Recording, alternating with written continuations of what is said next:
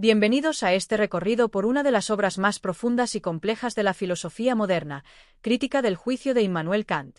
En este audiolibro, exploraremos los límites y las posibilidades del juicio humano, un tema que Kant aborda en dos áreas fundamentales, la estética y la teleología.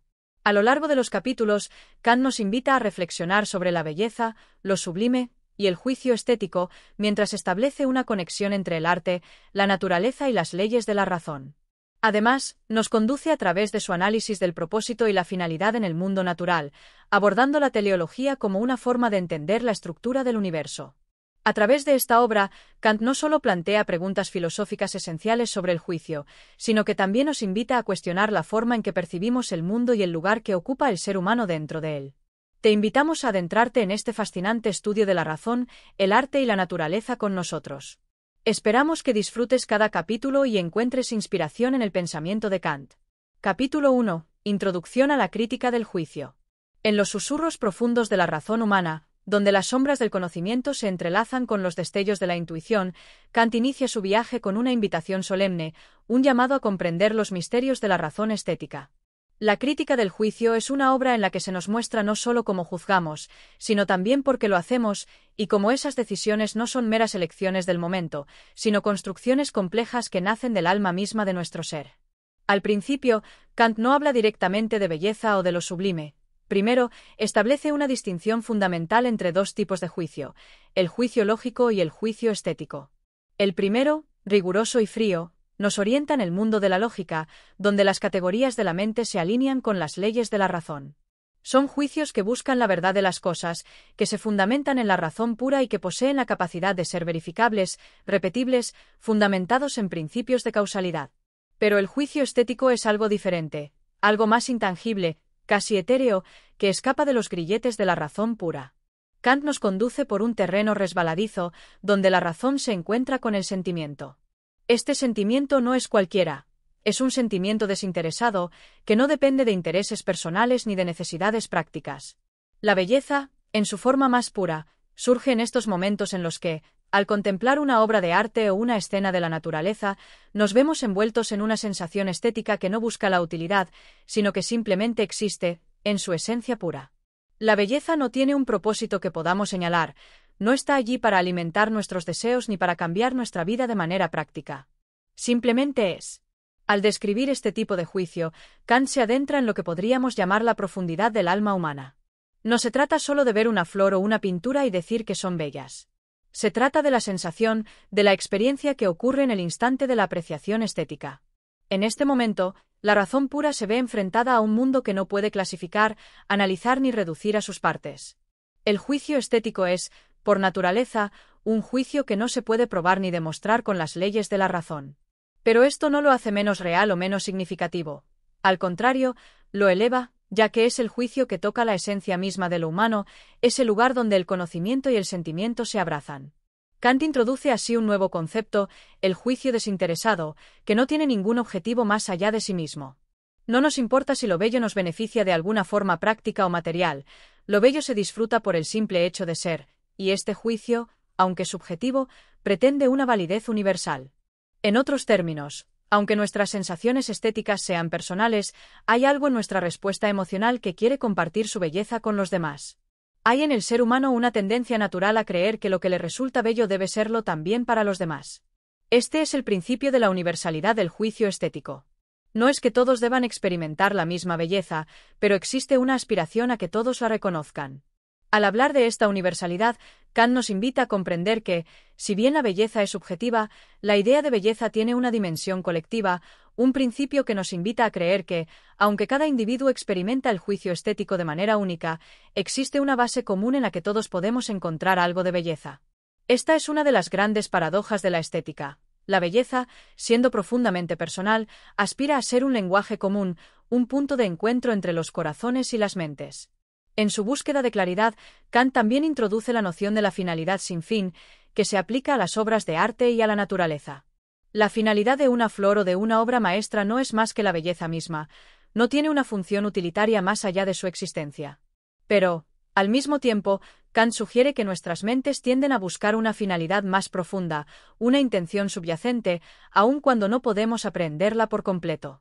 Esto crea una relación compleja entre el arte y la naturaleza, ya que ambos nos enfrentan a este misterio que no puede ser resuelto ni por la razón ni por el sentimiento, sino por la experiencia vivida. Así, Kant nos prepara para adentrarnos en los reinos de lo sublime, lo bello y el juicio estético, donde la razón y el sentimiento se mezclan, se transforman y se enriquecen mutuamente. Esta es la entrada al mundo de la estética. Un mundo que no se puede dominar por completo, un mundo que exige ser vivido, sentido, experimentado. Capítulo 2. La distinción entre juicio estético y juicio lógico. En la vastedad de la mente humana, donde se tejen los hilos del conocimiento, hay dos caminos principales que guían nuestro pensar: el juicio lógico y el juicio estético. A primera vista, parecen ser meras etiquetas, categorías vacías de contenido. Sin embargo, son las bifurcaciones que definen cómo percibimos el mundo y cómo nos relacionamos con él. El juicio lógico es la base de la razón pura, aquella que organiza el universo de las ideas en categorías de verdad y falsedad. Este juicio busca comprender la realidad objetiva a través de principios universales, de leyes que se aplican sin distinción de lugar o de tiempo.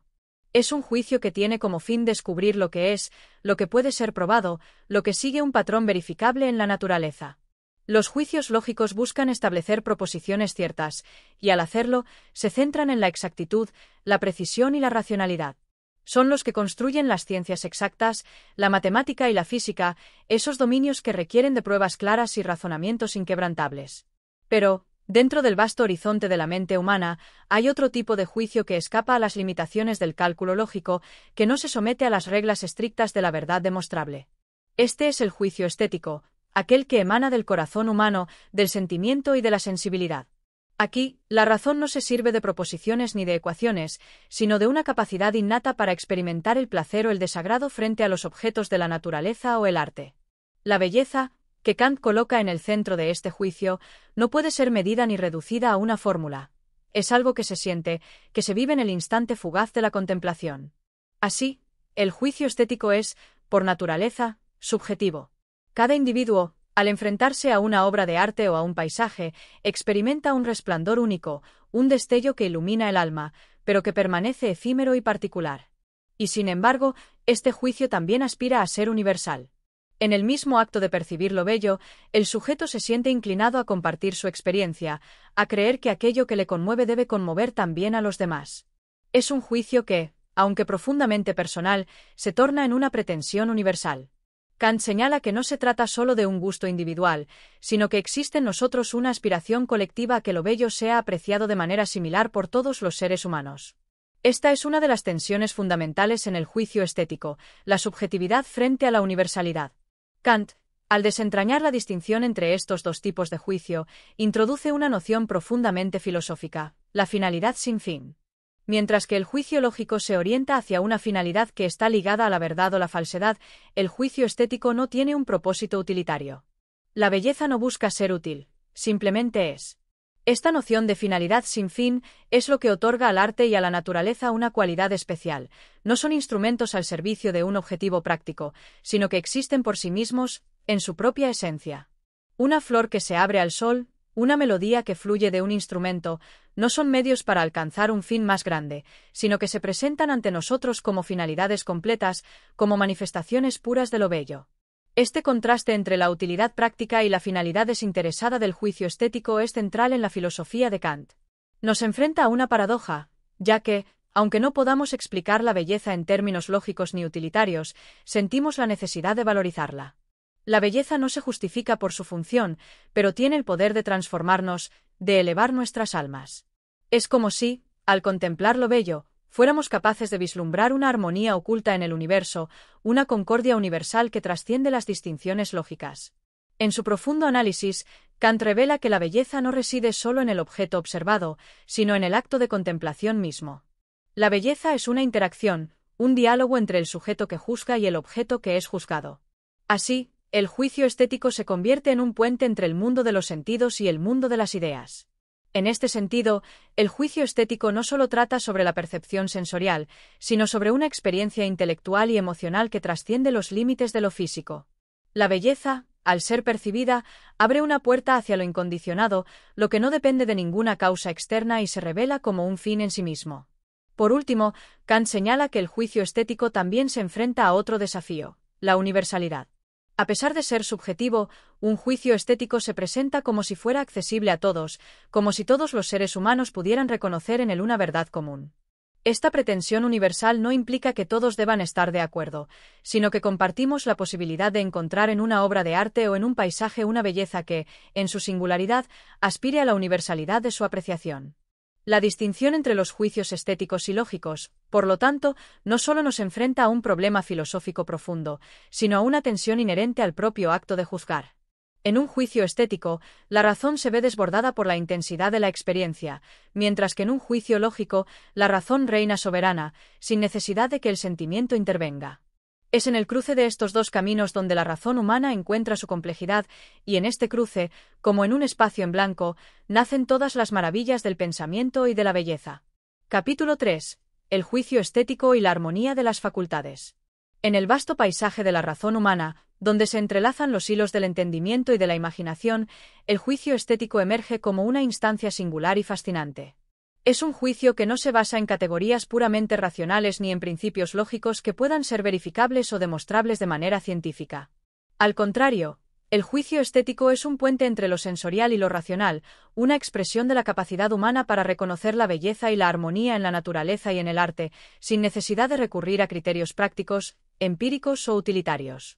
El juicio estético, a diferencia de otros tipos de juicio, no busca la verdad, ni el conocimiento, ni la utilidad.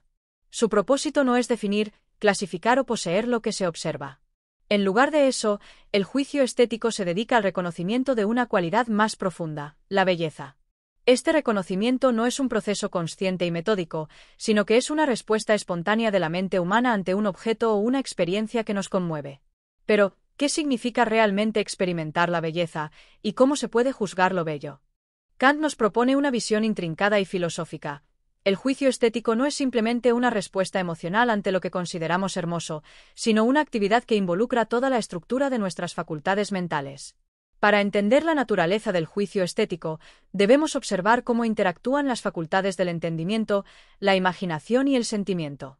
Estas facultades no operan de manera aislada, sino que se armonizan en un proceso de equilibrio interno que genera la sensación de belleza. La imaginación es la facultad que nos permite formar imágenes y representaciones que no están directamente ligadas a la realidad empírica. Esta facultad se alimenta de nuestras experiencias sensoriales y de la creatividad interna de la mente humana. Es la imaginación la que da forma a las imágenes que surgen cuando contemplamos una obra de arte o un paisaje, y le imprime a esas imágenes un carácter único, una singularidad que escapa de las leyes de la lógica. El entendimiento, por otro lado, es la facultad de clasificar y comprender los objetos del mundo de acuerdo con categorías racionales. El entendimiento busca la universalidad de las leyes, busca encontrar orden y coherencia en el caos aparente de las sensaciones. Es el entendimiento el que estructura nuestra experiencia, el que permite que las percepciones se transformen en conceptos, en ideas claras y definidas. Sin embargo, el juicio estético no se satisface solo con la actividad de la imaginación y con la organización lógica del entendimiento. Lo que realmente permite que experimentemos lo bello es la armonía entre estas facultades. En el juicio estético, la imaginación no se ve limitada por la necesidad de ser racional, y el entendimiento no se ve restringido a las leyes empíricas. La mente se libera de la opresión de las categorías y se permite a sí misma fluir en una forma de percepción que es pura, sin la necesidad de seguir reglas. Esta armonía es el fundamento de nuestra capacidad para reconocer la belleza en el mundo, ya sea en la naturaleza o en las creaciones humanas. El juicio estético, entonces, se convierte en un acto de libertad. No es un juicio que dependa de la utilidad o de la finalidad de lo observado. No estamos evaluando un objeto en términos de su funcionalidad, sino que estamos percibiendo algo que, por sí mismo, nos ofrece una experiencia estética. Esta experiencia no busca un propósito práctico, es un disfrute inmediato y desinteresado. El juicio estético, al ser un acto libre de la razón, nos permite sumergirnos en la pura sensación del objeto sin tener que explicarlo o clasificarlo en términos de utilidad. Pero esta experiencia no es puramente subjetiva. Kant señala que, aunque el juicio estético tiene una dimensión individual, lleva consigo una pretensión de universalidad. En otras palabras, cuando hacemos un juicio estético, no estamos simplemente expresando una opinión personal sobre algo que nos gusta. Al contrario, el juicio estético se fundamenta en la idea de que lo bello tiene una validez que va más allá de nuestra individualidad. Aunque cada ser humano experimenta el mundo de manera distinta, el juicio estético pretende que todos puedan compadecerse con nuestra sensación de belleza. Este juicio no es racional ni universal en el sentido de que todos deben estar de acuerdo en lo que es bello, sino en el sentido de que cada juicio estético implica una aspiración a la universalidad. La belleza que percibimos en una obra de arte o en la naturaleza no es algo meramente subjetivo que solo tiene validez para el que la experimenta.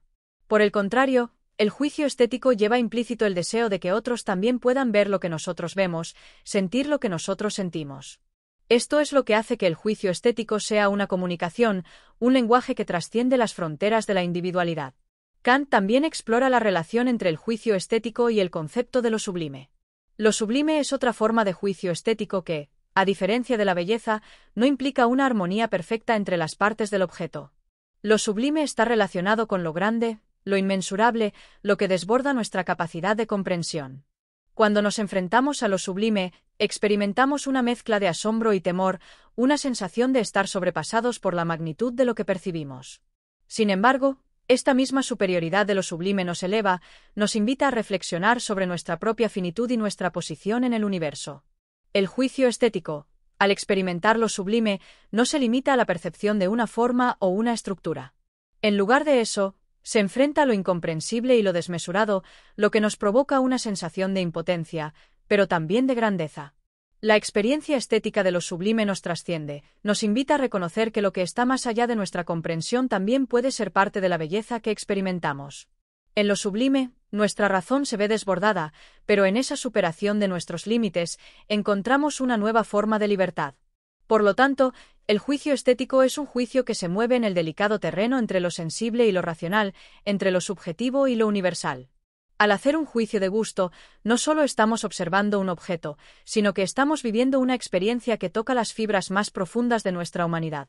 El juicio estético, más que una simple valoración de lo bonito, es una forma de contemplación del mundo, una experiencia que nos conecta con lo divino a través de lo humano, con la pureza del ser a través de la armonía de las formas. Este acto de contemplación estética es universal en su aspiración, aunque individual en su experiencia. Al final, el juicio estético no solo nos ofrece la posibilidad de ver el mundo de una nueva manera, sino que también nos invita a reconocer nuestra conexión con los demás. La belleza, en su forma más pura, es un lenguaje común que trasciende las barreras del tiempo, del espacio y de las culturas. Nos ofrece un lugar común donde los seres humanos pueden encontrarse, sin importar sus diferencias, sin importar el trasfondo cultural o histórico. Capítulo 4. El juicio de gusto, la belleza y la armonía del mundo. En el corazón de la experiencia estética, el juicio de gusto se erige como una puerta que nos invita a transitar entre lo subjetivo y lo universal. En este capítulo, Kant nos adentra en una reflexión profunda sobre cómo el gusto, como una facultad humana, no solo determina nuestra apreciación de lo bello, sino que también se convierte en una herramienta para acceder a las leyes universales del arte y de la naturaleza. Este juicio, aunque profundamente personal, contiene en su núcleo una aspiración a la comunión con los demás, a la compartición de una experiencia que, sin ser verificable ni demostrable, se siente como un lenguaje universal que trasciende las barreras de la individualidad. El gusto, entonces, no se limita a un acto puramente sensorial. No es solo el placer que sentimos al observar una obra de arte, al contemplar un paisaje o al disfrutar de una melodía.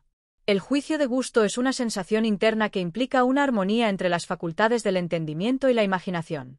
Es un momento de equilibrio perfecto en el que la mente se libera de las restricciones del conocimiento empírico y se sumerge en un estado de pura contemplación, un espacio donde las categorías de la razón no aplican, pero donde aún se experimenta una sensación de orden y de belleza.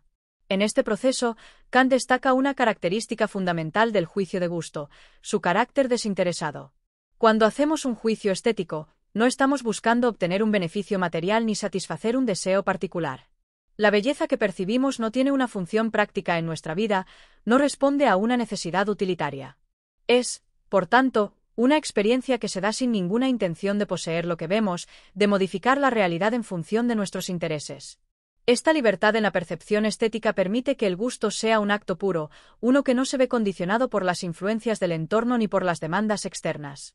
El juicio de gusto, en su pureza, no es relativo a la opinión de una persona sobre otra. Aunque el gusto sea subjetivo en su naturaleza, existe en él una pretensión de universalidad. Es decir, cuando decimos que algo es bello, lo afirmamos como si fuera un juicio válido para todos. Esta pretensión no significa que todos deban coincidir en lo que es bello, sino que, al hacer el juicio, implícitamente esperamos que otros también puedan sentir lo que nosotros sentimos, que puedan compadecerse con nuestra experiencia estética. Este es el gran paradoja del juicio de gusto. Aunque se basa en una sensación individual, siempre contiene una aspiración a ser compartido, a ser comprobado por otros como una experiencia universal.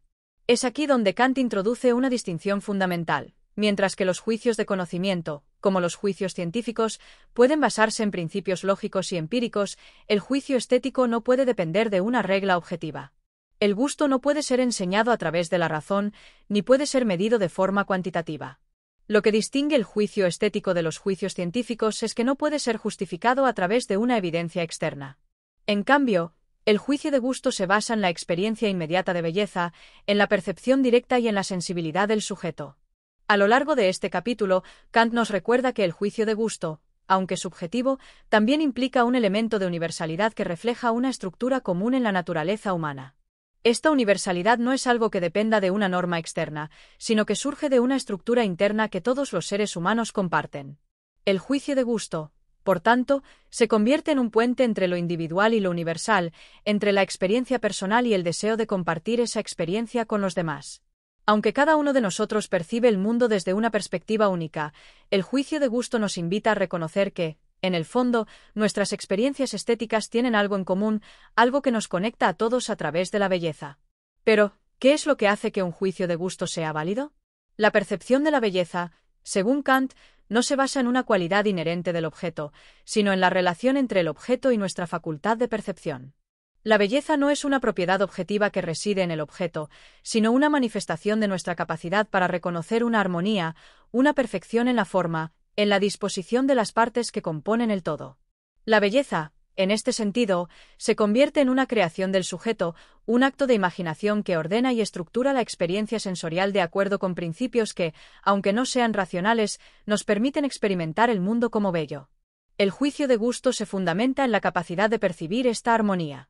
Pero esta armonía no es una simetría mecánica, no es una repetición de formas, sino una unión de elementos que provocan una sensación de completitud, de plenitud. Cuando percibimos algo bello, estamos reconociendo que los elementos del objeto no son solo partes aisladas, sino que están integrados de una manera que nos parece perfecta, que nos permite ver una unidad en medio de la diversidad. Este es el secreto de la belleza, no está en las partes, sino en cómo las partes se relacionan, en cómo se combinan para crear una experiencia estética que es mayor que la suma de sus elementos. Kant también habla de la percepción de lo sublime como un juicio que emerge cuando nos enfrentamos a lo grande, a lo que supera nuestra capacidad de comprensión. Mientras que la belleza nos envuelve en un estado de serenidad, lo sublime nos enfrenta a la inmensidad y nos provoca una sensación de temor y admiración. En lo sublime, la razón humana se siente desbordada por la magnitud de lo observado, pero, a su vez, esta experiencia nos eleva, pues al enfrentarnos a lo incomprensible, nuestra razón se siente liberada y trascendida. Lo sublime, por tanto, no es solo una reacción ante la grandeza, sino una invitación a reconocer nuestra finitud y nuestra limitación ante lo que es más grande que nosotros. En este sentido, tanto lo bello como lo sublime son dos aspectos complementarios del juicio de gusto, dos formas a través de las cuales el ser humano se relaciona con el mundo de lo sensorial. La belleza, con su calma y perfección, nos conecta con el orden del mundo. Lo sublime, con su vastedad y fuerza, nos confronta con la inmensidad de la existencia. Ambos juicios, aunque diferentes en su naturaleza, nos permiten vivir una experiencia estética plena, una experiencia que no solo está ligada al objeto percibido, sino que refleja la estructura profunda de nuestra relación con el universo. A lo largo de este capítulo, Kant nos invita a reconocer que el juicio estético no es solo una actividad privada, sino que está marcado por una pretensión de universalidad. Al emitir un juicio sobre lo bello o lo sublime, no solo estamos respondiendo a una necesidad subjetiva, sino que estamos abriendo un espacio para la comunicación humana, para el diálogo a través del arte y la naturaleza. La belleza, entonces, no solo nos afecta a nivel personal, sino que nos conecta a todos, creando una experiencia compartida que trasciende las barreras del tiempo, el espacio y la cultura. En este viaje hacia el corazón de la estética, Kant nos recuerda que el juicio de gusto es un acto de libertad. Es la libertad de percibir el mundo no como algo útil o funcional, sino como algo bello en sí mismo. Esta libertad es lo que nos permite experimentar la vida de una manera plena y auténtica, sin estar sujetos a las leyes de la necesidad o a las exigencias del interés práctico. La belleza, entonces, no es un simple adorno de la vida, sino una manifestación profunda de la posibilidad de vivir una existencia libre y desinteresada. Capítulo 5. El juicio estético, la belleza y lo sublime. El concepto de juicio estético se erige en este capítulo como una de las claves más profundas de la experiencia humana. Immanuel Kant, con su mirada penetrante, nos invita a adentrarnos en los rincones más misteriosos de nuestra mente, donde la belleza y lo sublime se entrelazan para formar una visión única del mundo. En la vastedad del universo, donde las estrellas titilan en la noche y las olas del mar susurran a la orilla, el juicio estético se convierte en una lente a través de la cual vemos la naturaleza no solo como un conjunto de objetos, sino como un campo vibrante de sensaciones y emociones. La belleza, como se entiende en este capítulo, no es simplemente una cualidad objetiva que habita en los objetos, sino una experiencia subjetiva que surge en el encuentro entre el sujeto y el objeto. La belleza se presenta como algo que despierta en nosotros una emoción sublime, una sensación de armonía y perfección, sin necesidad de que haya un interés práctico o material en el objeto que percibimos. Así, el juicio estético es autónomo, independiente de los deseos personales y de las necesidades inmediatas, y está marcado por una pureza que trasciende la razón instrumental. El juicio estético no tiene un fundamento lógico ni empírico, no se basa en ninguna regla establecida, sino en una intuición inmediata que se siente en lo más profundo de nuestro ser. Cuando contemplamos una obra de arte, un paisaje o incluso un simple objeto cotidiano, el juicio de belleza que experimentamos es un juicio que no puede ser comprobado por la razón, sino que se revela en la sensación pura. Es este el núcleo de la estética kantiana. La belleza no reside en el objeto mismo, sino en nuestra capacidad de percibirla de manera desinteresada, sin que ningún propósito práctico nos guíe en ese momento. Kant introduce el concepto de lo sublime, un estado que va más allá de la belleza, un sentimiento de grandeza que despierta una sensación ambigua de asombro y temor. Lo sublime se encuentra en aquello que trasciende los límites de la experiencia humana, que no se puede medir ni cuantificar con los estándares ordinarios del juicio. La experiencia de lo sublime es una ruptura con la razón común, pues surge cuando nos enfrentamos a lo inconmensurable, a lo vasto e infinito, cuando la naturaleza nos presenta algo tan grande o tan poderoso que nos deja sin palabras. Este desbordamiento de la razón nos lleva a una experiencia que es simultáneamente atemorizante y elevadora. Los dos conceptos, belleza y lo sublime, aunque distintos, se entrelazan en una tensión creativa. La belleza, con su serenidad, nos calma, nos llena de una armonía perfecta que se refleja en el objeto observado. Pero lo sublime, con su majestuosidad desbordante, nos enfrenta con nuestra propia limitación como seres humanos. Nos recuerda que hay dimensiones del universo que escapan a nuestra comprensión, dimensiones que nos trascienden y nos invitan a humildemente reconocer nuestra pequeña posición en la vastedad del cosmos. Pero Kant no se detiene en una mera descripción de estos dos aspectos del juicio estético. Nos invita a reflexionar sobre cómo ambos juicios, el estético y el sublime, revelan algo profundo sobre nuestra naturaleza. A través del juicio de belleza, experimentamos la armonía, la perfección que surge de la creación. En el juicio sublime, nos enfrentamos con la enormidad de lo que no podemos comprender, con la grandeza de la naturaleza que va más allá de lo que nuestras capacidades humanas pueden abarcar. Ambos juicios, aunque distintos en su objeto y en su forma de experimentar, nos ofrecen un acceso directo a lo que Kant llama el sentimiento de la libertad. Este sentimiento de libertad no es una mera liberación de las restricciones externas, sino una conexión profunda con la esencia de nuestro ser. El juicio estético y sublime, al liberarnos de las preocupaciones cotidianas y hacernos olvidar los intereses prácticos, nos transporta a un reino en el que nuestra razón no está gobernada por las leyes de la naturaleza o la lógica, sino por una imaginación pura que crea y contempla un mundo posible más allá de lo inmediato.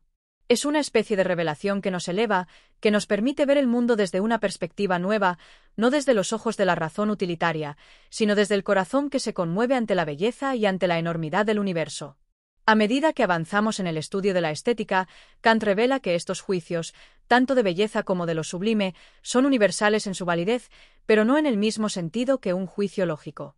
No son verdades que puedan ser demostradas ni que dependan de condiciones empíricas, sin embargo, tienen un carácter común en los seres humanos. La belleza, como juicio estético, nos conecta con una experiencia compartida, algo que se siente en la profundidad del alma y que trasciende las diferencias culturales y subjetivas.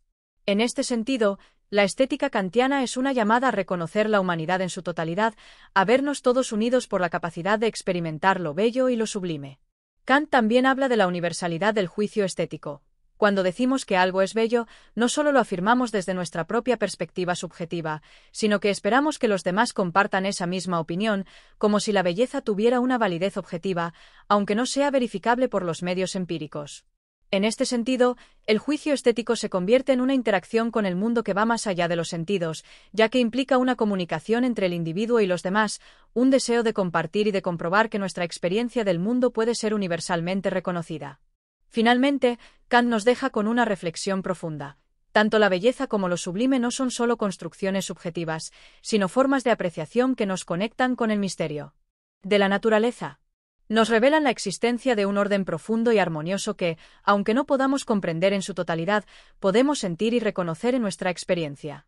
En este sentido, la estética se convierte en un puente que une lo invisible con lo visible, lo trascendental con lo mundano, y nos invita a participar en la creación del sentido del mundo, un sentido que va más allá de lo racional y se abre al asombro, a la admiración y al deslumbramiento ante la vida misma. Capítulo 6. El juicio estético y la subjetividad del gusto. La vastedad de la naturaleza, el reflejo brillante de la luna sobre el mar tranquilo, la sinfonía que brota del violín, todo en el mundo parece estar envuelto en una capa de belleza que nos atrae con la suavidad de una caricia y nos trasciende como si tocara las fibras más profundas del alma. Pero, ¿qué significa para un ser humano el experimentar la belleza? ¿Cómo es que algo puede resonar en el corazón y la mente, más allá de la razón, sin necesidad de una justificación clara? El juicio estético no solo es una valoración intelectual de lo que es bello o sublime, es una experiencia que desborda los límites de la razón y nos invita a un espacio de contemplación silenciosa, pero cargada de significado. El juicio estético, como nos señala Kant, no es un juicio empírico basado en las leyes de la causalidad ni en la medición de propiedades físicas del objeto observado. Es, más bien, un juicio que nace de una sensación interna, que no depende de las particularidades de lo observado, sino de la interacción única de nuestras facultades mentales. La belleza no reside en el objeto mismo, sino en la respuesta que genera en el espectador. La belleza, en su forma más pura, es una experiencia subjetiva y personal. Sin embargo, esto no implica que sea meramente caprichosa o aislada.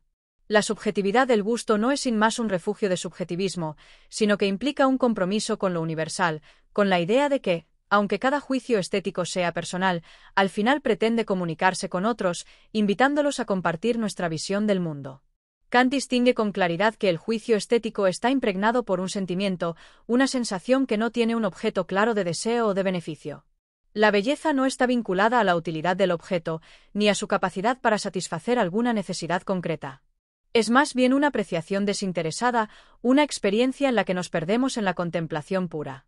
Pero esa experiencia, aunque profundamente subjetiva, lleva consigo la idea de una universalidad implícita. Kant plantea que, al experimentar algo bello, no estamos simplemente reconociendo que a nosotros nos gusta, sino que nuestra sensación de belleza está asociada a una pretensión de validez universal. Es como si, al experimentar la belleza, nuestro juicio se elevara por encima de nuestra particularidad individual, tocando una dimensión común que trasciende al individuo. Este juicio no solo busca satisfacer el deseo de conocimiento, sino que también es un juicio de gusto. Un gusto que no es un simple acuerdo con lo agradable, sino una armonía entre nuestras facultades de sentir y pensar. El gusto no es una cualidad fija que podemos imponer a otros, sino una respuesta que se adapta y cambia de acuerdo con las diversas circunstancias y experiencias.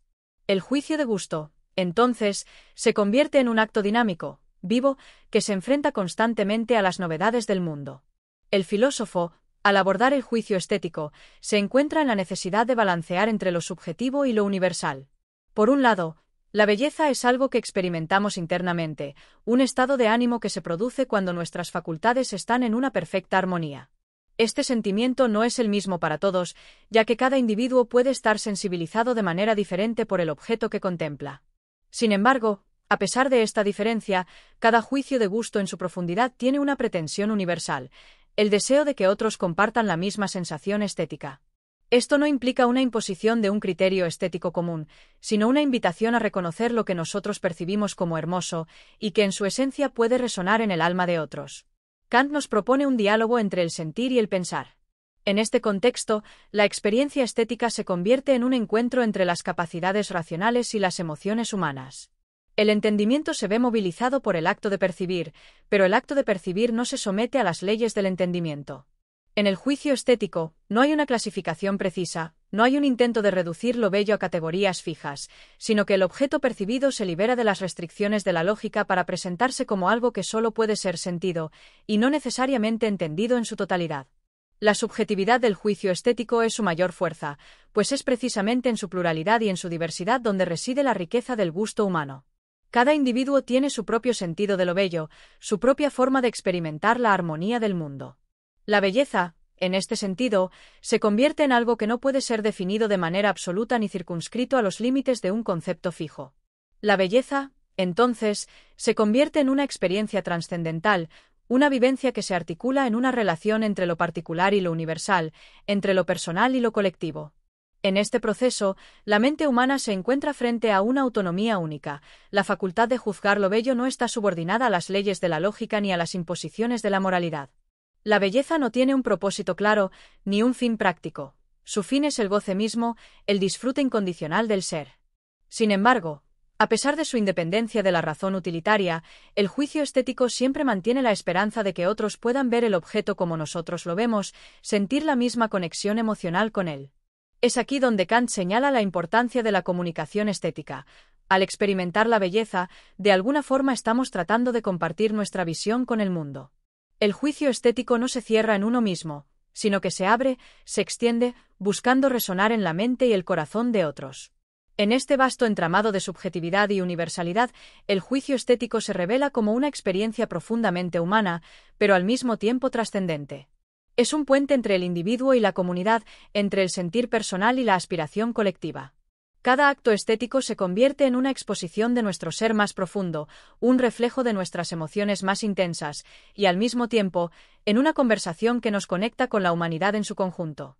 A través del juicio estético, no solo estamos revelando nuestra percepción del mundo, sino que estamos abriendo un camino hacia una experiencia compartida, hacia una forma de entendimiento que va más allá de las palabras y las categorías. Capítulo 7. La finalidad en la naturaleza y la estética del juicio. La naturaleza, en su vastedad y complejidad, ha sido siempre una fuente inagotable de admiración y reflexión para el ser humano. Desde los primeros pasos del pensamiento filosófico, la humanidad ha intentado comprender y dar sentido a la maravilla del mundo natural, buscando no solo explicaciones científicas, sino también un sentido estético que nos permita percibir la finalidad de la creación. Kant, en su crítica del juicio, se enfrenta a este misterio profundo, preguntándose si es posible reconocer una finalidad en la naturaleza sin caer en las trampas de la superstición o del antropocentrismo. En su reflexión, la naturaleza se revela no solo como una máquina de causa y efecto, sino también como un todo orgánico que habla de un orden más profundo, un orden que puede ser percibido a través del juicio estético. La idea de finalidad en la naturaleza se encuentra con una paradoja. Por un lado, nos resulta casi imposible negar la aparente armonía y coherencia que podemos observar en los sistemas naturales. Por otro lado, la ciencia nos demuestra que estos procesos no tienen un fin último en un sentido teleológico, sino que operan según leyes naturales que no están dictadas por una voluntad superior. En medio de esta tensión, Kant introduce una noción radicalmente nueva: la finalidad sin fin, la finalidad que no se refiere a una intención divina o a una causa externa, sino a una estructura interna que se revela en nuestra capacidad de juzgar estéticamente la naturaleza. Kant sugiere que, al experimentar la naturaleza, nuestro juicio estético no se limita a una simple apreciación sensorial de los objetos, sino que proyecta sobre ellos una idea de finalidad. Vemos un árbol, por ejemplo, no solo como un conglomerado de elementos biológicos, sino como una creación en la que percibimos una organización y un propósito, aunque no podamos explicar ese propósito de manera racional. La finalidad estética es, por tanto, un modo particular de organizar la experiencia que no depende de una finalidad concreta, sino de la sensación de orden que nos proporciona la obra de la naturaleza misma.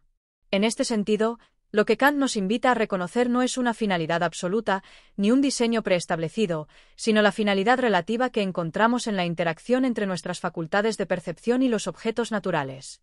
La naturaleza no tiene, en este contexto, una finalidad externa, pero, a través de la experiencia estética, percibimos un propósito implícito en su organización. Este juicio estético, que surge de nuestra capacidad de apreciar el orden y la armonía, no es un juicio sobre el contenido empírico de los objetos, sino sobre la estructura y la intención que proyectamos sobre ellos. En la naturaleza, la finalidad se convierte, por tanto, en un fenómeno subjetivo, una proyección de nuestra propia capacidad para percibir el orden, pero, Al mismo tiempo, es una realidad objetiva en cuanto que nos revela una organización natural que trasciende nuestras limitaciones individuales. Lo sublime, en este contexto, se presenta como un poder trascendente que nos conecta con la magnitud del cosmos, mientras que lo bello, por su parte, se manifiesta en la armonía de las formas y en la sutilidad de los detalles. Ambos juicios estéticos, tanto el de lo sublime como el de lo bello, nos enfrentan con diferentes modos de finalidad en la naturaleza.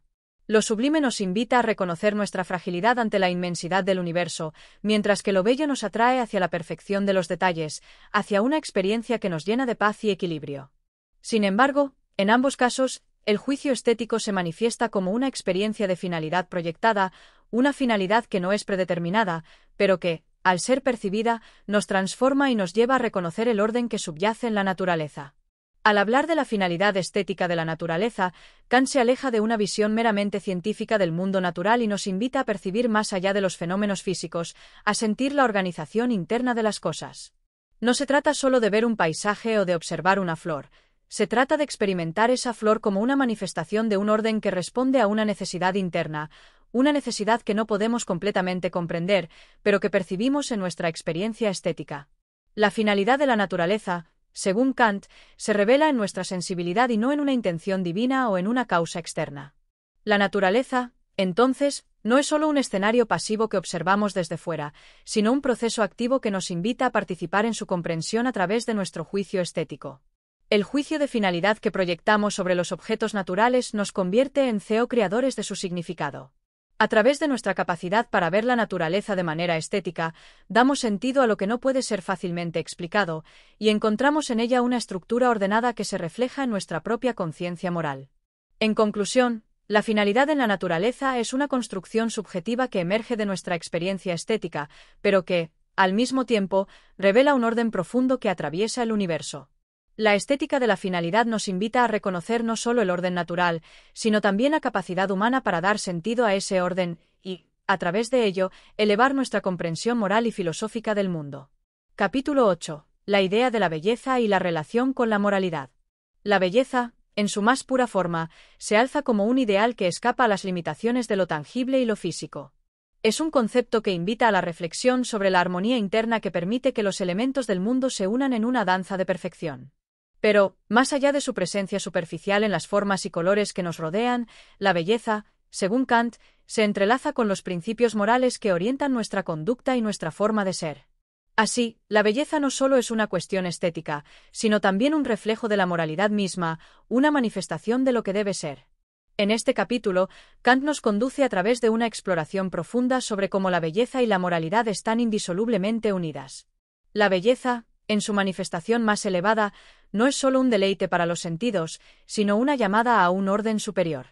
Cuando contemplamos lo bello, ya sea en la naturaleza, en el arte o en la vida misma, experimentamos una sensación de equilibrio, como si la obra o el objeto de belleza respondiera a una ley que está más allá de lo físico.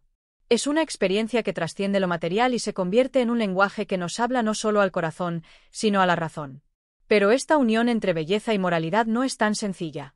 La belleza no es simplemente un adorno superficial que decora el mundo, sino una manifestación de un orden interno que se relaciona directamente con lo que es justo, bueno y verdadero.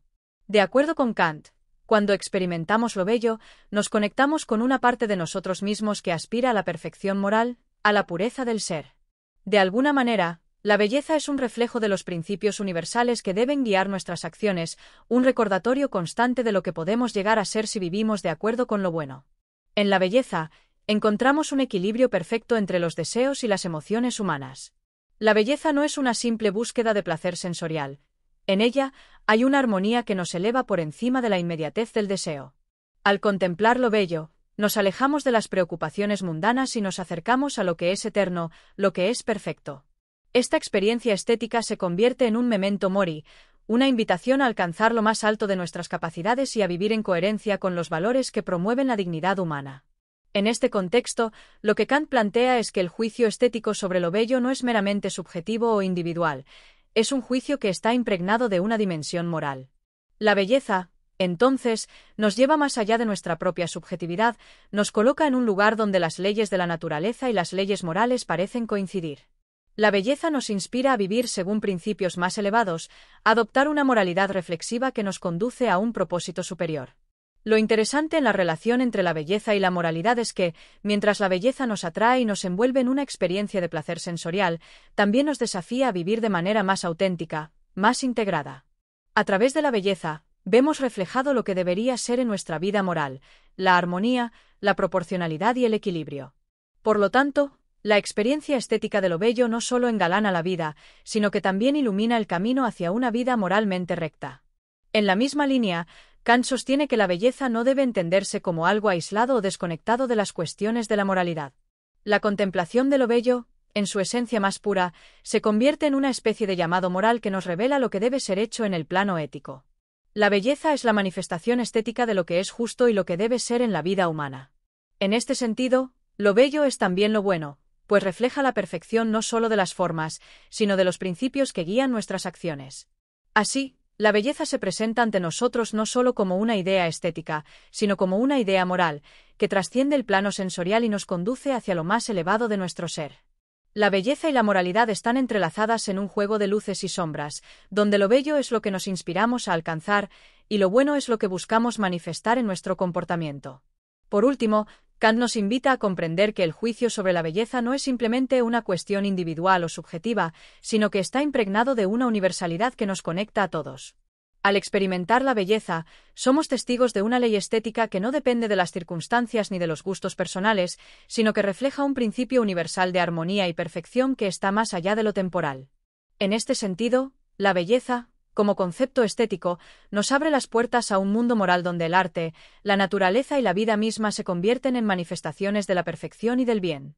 Y en esta experiencia de belleza, el ser humano es llamado a reconocer su propia capacidad para alcanzar lo sublime, lo justo y lo perfecto. Capítulo 9. El juicio estético en la teleología de la naturaleza. El juicio estético, esa capacidad tan humana de apreciar la belleza y la armonía en el mundo que nos rodea, se extiende más allá de lo meramente sensorial. En este capítulo, Kant nos introduce en un territorio fascinante, donde el juicio estético se entrelaza con la teleología de la naturaleza, una visión que va más allá de la causa eficiente para adentrarse en la idea de propósito y finalidad en los procesos naturales. La naturaleza, que se presenta ante nuestros ojos como una maraña de causas y efectos, parece, sin embargo, susurrarnos que hay algo más en ella, algo que habla de una organización interna, de un diseño implícito que, aunque no de forma explícita, se deja ver en la perfección de sus criaturas, en el equilibrio de sus ecosistemas y en la complejidad de sus leyes. La teleología, la idea de que la naturaleza tiene un propósito o un fin, ha sido una cuestión que ha cautivado a los pensadores desde los tiempos de Aristóteles. Pero en la reflexión de Kant, este propósito no debe entenderse como una intención divina ni como algo que esté dado de forma absoluta. Más bien, la teleología se convierte en un modo de juicio que proyectamos sobre la naturaleza, una interpretación humana que busca dar sentido a lo que, de otro modo, parecería solo un accidente del azar. Esta es una de las contribuciones más innovadoras de Kant, la idea de que los juicios sobre la naturaleza no son solo respuestas a hechos objetivos, sino que están formados por nuestra mente de acuerdo con su capacidad para percibir el orden y la finalidad en las cosas. Es aquí donde entra en juego el concepto de finalidad estética. Cuando miramos un árbol, no solo vemos una serie de elementos biológicos que siguen las leyes de la biología, percibimos en él una organización que parece estar dirigida hacia un fin, una razón de ser que se escapa al conocimiento empírico. Así, la finalidad estética se convierte en un puente entre la ciencia y el arte, entre la razón y la imaginación. Kant nos invita a contemplar la naturaleza con ojos nuevos, ojos que no se limitan a los detalles físicos, sino que buscan ver más allá de lo obvio, percibiendo en cada rincón del mundo natural una especie de intencionalidad que no proviene de un agente externo, sino de la propia estructura que la naturaleza parece poseer. Este juicio estético teleológico no es un ejercicio de mera fantasía ni de imaginación desbordada, sino una actividad mental que se encuentra profundamente vinculada a nuestra sensibilidad estética. Es un juicio que surge cuando, al contemplar una obra natural o artística, proyectamos una finalidad que no está dada explícitamente, pero que se siente como inherente a la forma misma del objeto. La naturaleza no es solo un conjunto de cosas desordenadas, es una estructura viva que nos invita a ver en cada parte una relación con el todo, una finalidad que responde a una ley interna. El árbol que se alza majestuosamente ante nosotros no solo es un árbol, sino que, en su presencia, revela una armonía, una relación interna entre sus partes que trasciende lo físico y nos conecta con una idea de orden superior. La estética de la naturaleza no se reduce a la percepción sensorial, se convierte en una experiencia intelectual y moral, pues en ella encontramos un reflejo de la ley que rige tanto en la naturaleza como en el ámbito moral. Así como el árbol sigue un patrón y una estructura que se adapta a sus necesidades, nosotros, como seres humanos, también buscamos seguir una estructura moral que nos permita alcanzar nuestra plena realización. Pero esta teleología no se limita solo a la naturaleza. También se extiende a nuestra percepción del arte, que es, en muchos sentidos, un intento humano por recrear o interpretar ese orden natural. Los artistas, en su búsqueda por plasmar la belleza, están conectados con la misma finalidad estética que habita en la naturaleza misma. En este sentido, el juicio estético que hacemos del arte está impregnado de un sentido de finalidad, de un propósito que busca no solo representar la realidad, sino revelar una verdad más profunda sobre el orden que subyace en el universo. Kant nos muestra que el juicio estético teleológico no es solo una proyección humana sobre un objeto, sino una manifestación de nuestra propia capacidad de encontrar sentido en la naturaleza y el arte. La belleza que vemos en un paisaje o en una obra de arte no es solo una cuestión de forma, sino de contenido moral y ontológico. Es como si, al ver la belleza, estuviéramos observando una lección de armonía y propósito que resuena en nuestras propias vidas, invitándonos a vivir de acuerdo con las leyes más profundas que rigen el cosmos. La teleología de la naturaleza, entonces, no es un asunto que se pueda reducir a las meras leyes físicas o químicas. Es un asunto que se relaciona con nuestra experiencia subjetiva del mundo, con la manera en que interpretamos lo que vemos y lo que sentimos. La belleza de la naturaleza, el orden que percibimos en ella, es una creación del juicio humano, una manera de ver el mundo que nos transforma y nos lleva más cerca de lo sublime. En conclusión, el juicio estético teleológico es una manifestación de la facultad humana para encontrar orden y propósito en lo que parece caótico y accidental. La naturaleza no nos habla directamente de su finalidad, pero nosotros, al percibirla, proyectamos sobre ella un sentido de intencionalidad que no es más que el reflejo de nuestra propia capacidad moral y estética. Al final, el juicio estético teleológico nos enseña a ver el mundo no solo como un conjunto de objetos físicos, sino como un todo ordenado que nos invita a buscar un propósito más allá de lo inmediato, un propósito que se encuentra tanto en la belleza de la naturaleza como en nuestra propia búsqueda moral. Capítulo 10. La idea de lo sublime en la estética. Lo sublime es una de esas experiencias que, al igual que un susurro lejano, nos llega en momentos inesperados, desbordando nuestra capacidad de comprensión, pero, al mismo tiempo, elevándonos a una dimensión de pensamiento que parece trascender la belleza misma. En este capítulo, Kant nos invita a adentrarnos en la complejidad de lo sublime, ese concepto que es, en muchos aspectos, el reverso de la belleza. Mientras que la belleza nos invita a la calma, a la armonía y al placer sereno, lo sublime nos desafía a enfrentar lo inmenso, lo incomprensible, y nos arrastra a una experiencia emocional que, aunque puede generar asombro o temor, nos eleva al reconocer la grandeza de lo que es inalcanzable. El sublime se encuentra en aquello que supera los límites de nuestra comprensión humana, en lo que está más allá de nuestras capacidades sensoriales o intelectuales, en lo que es tan vasto, tan imponente o tan aterrador que nos deja sin palabras. Es la inmensa magnitud del universo, la fuerza destructiva de una tormenta, la profundidad insondable de un abismo o la pureza infinita de una idea. A diferencia de la belleza, que se nos presenta como una manifestación ordenada y armónica, lo sublime es la experiencia que nos desborda, que nos hace sentir nuestra propia insignificancia ante lo inmenso. Kant explora la relación entre el juicio estético de lo sublime y nuestra razón, esa facultad que nos permite trascender nuestras limitaciones físicas. Cuando nos enfrentamos a lo sublime, nos damos cuenta de nuestra pequeñez frente a las fuerzas de la naturaleza o las grandes ideas abstractas que no pueden ser contenidas en el marco limitado de la experiencia humana. Sin embargo, a pesar de esta confrontación con lo inabarcable, lo sublime nos eleva. Nos permite reconocer nuestra capacidad para pensar lo infinito, para imaginar lo incomprensible, para percibir un orden que está más allá de la pura percepción sensorial. Esta experiencia tiene una dualidad fascinante. Por un lado, el sublime nos confronta con lo que escapa a nuestra comprensión y, por otro, nos consolida en nuestra capacidad para conceptualizar lo que no puede ser comprendido en su totalidad. Lo sublime no es solo una reacción emocional ante un fenómeno externo, sino una experiencia interna, un reconocimiento de la potencia de la razón humana para pensar más allá de los límites de lo finito. En este sentido, lo sublime no es solo un objeto de contemplación, sino un proceso cognitivo, un testimonio de lo que la mente humana es capaz de alcanzar cuando se enfrenta a lo inconmensurable. Al describir lo sublime, Kant nos ofrece una reflexión sobre cómo el juicio estético se forma no solo a partir de la percepción sensorial, sino también a partir de nuestra capacidad de pensar y de razonar. En el caso de lo sublime, este juicio no se produce solo en el plano de los sentidos, sino también en la razón pura, que se ve desbordada por la magnitud de lo que observa. Así, la experiencia de lo sublime se convierte en un desafío a nuestra propia comprensión y nos incita a reconocer que nuestra mente es capaz de concepciones que superan lo visible, lo medible, lo finito. Kant también distingue entre dos tipos principales de lo sublime, lo matemáticamente sublime y lo dinámicamente sublime. Lo matemáticamente sublime se refiere a aquellos objetos o fenómenos cuya magnitud nos deja perplejos, tales como el vasto universo o el espacio infinito. Aquí, el juicio estético se basa en la inmensidad que nos resulta incomprensible pero que, al mismo tiempo, nos sobrepasa en una forma grandiosa. Lo sublime matemático no tiene un límite claro. Es infinito en su extensión, lo que nos provoca una sensación de asombro que, aunque desconcierta, nos eleva a una comprensión de la vastedad de lo real. Por otro lado, lo dinámicamente sublime se refiere a aquellos fenómenos que ejercen una fuerza o poder que nos resulta casi intolerable o aterrador, pero que, al mismo tiempo, nos sorprende y nos fascina. Ejemplos de lo sublime dinámico son las tormentas, los rayos, los volcanes, el mar en furia.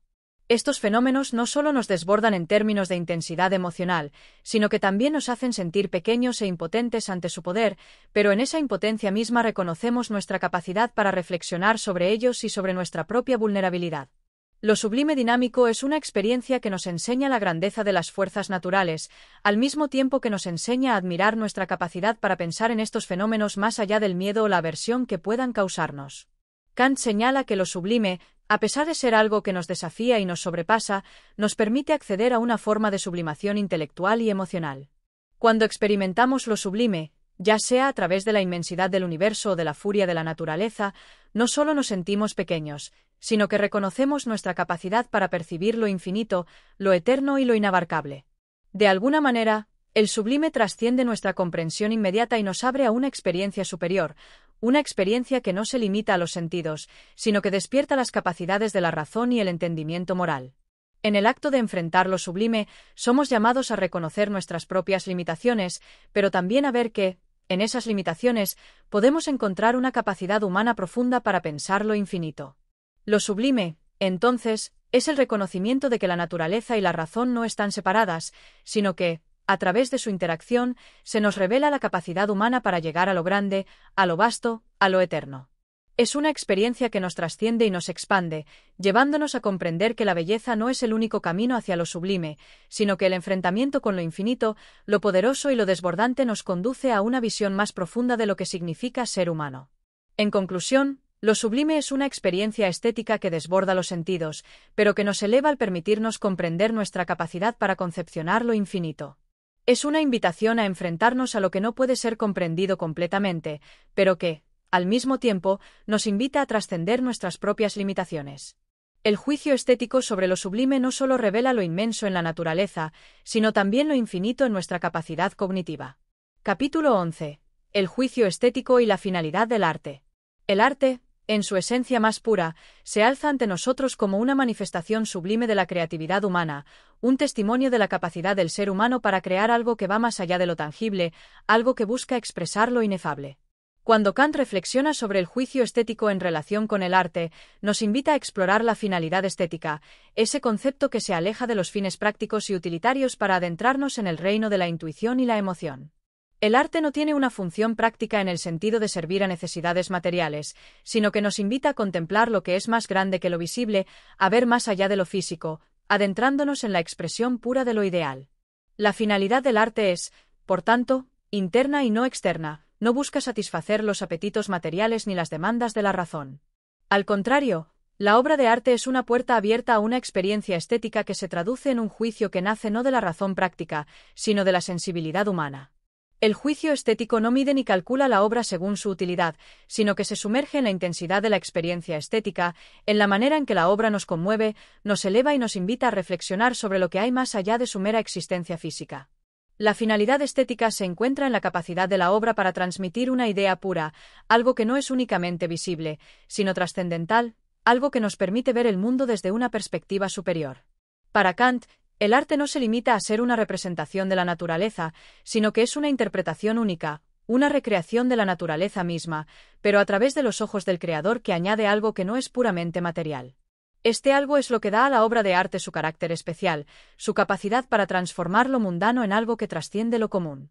En la obra de arte, la naturaleza se convierte en una idea abstracta que emana del alma humana y se proyecta hacia la percepción del espectador, invitándolo a reconocer en ella algo que va más allá de lo visible. El juicio estético, entonces, no busca un criterio universal para medir el arte, porque, como nos recuerda Kant, el arte es subjetivo. Cada espectador ve una obra de arte desde su propia experiencia, desde su propia sensibilidad. Sin embargo, lo que lo hace universal es la capacidad de la obra para resonar con todos aquellos que se enfrentan a ella, para despertar en ellos una respuesta común ante lo sublime, lo trascendente, lo ideal. La obra de arte se convierte en un lenguaje universal, una forma de expresión que, aunque nacida de la subjetividad del artista, trasciende esa subjetividad para tocar algo más grande, más profundo, más común a todos. Cuando un espectador experimenta una obra de arte, no lo hace de manera objetiva ni racional, sino que se deja llevar por la sensibilidad estética que la obra despierta en él. El arte, por tanto, tiene una finalidad que va más allá de la cognición o la comprensión intelectual. La finalidad del arte se encuentra en el proceso emocional y reflexivo que se desencadena en el espectador al enfrentarse a la obra. El juicio estético que surge de esta experiencia no es una conclusión lógica, sino una intuición que nos conecta con una dimensión más profunda de la realidad, con un sentimiento que, aunque personal, se comparte y se universaliza en el acto de la contemplación. Kant también distingue entre el juicio que se forma al contemplar una obra de arte y el juicio moral que nace de la reflexión ética.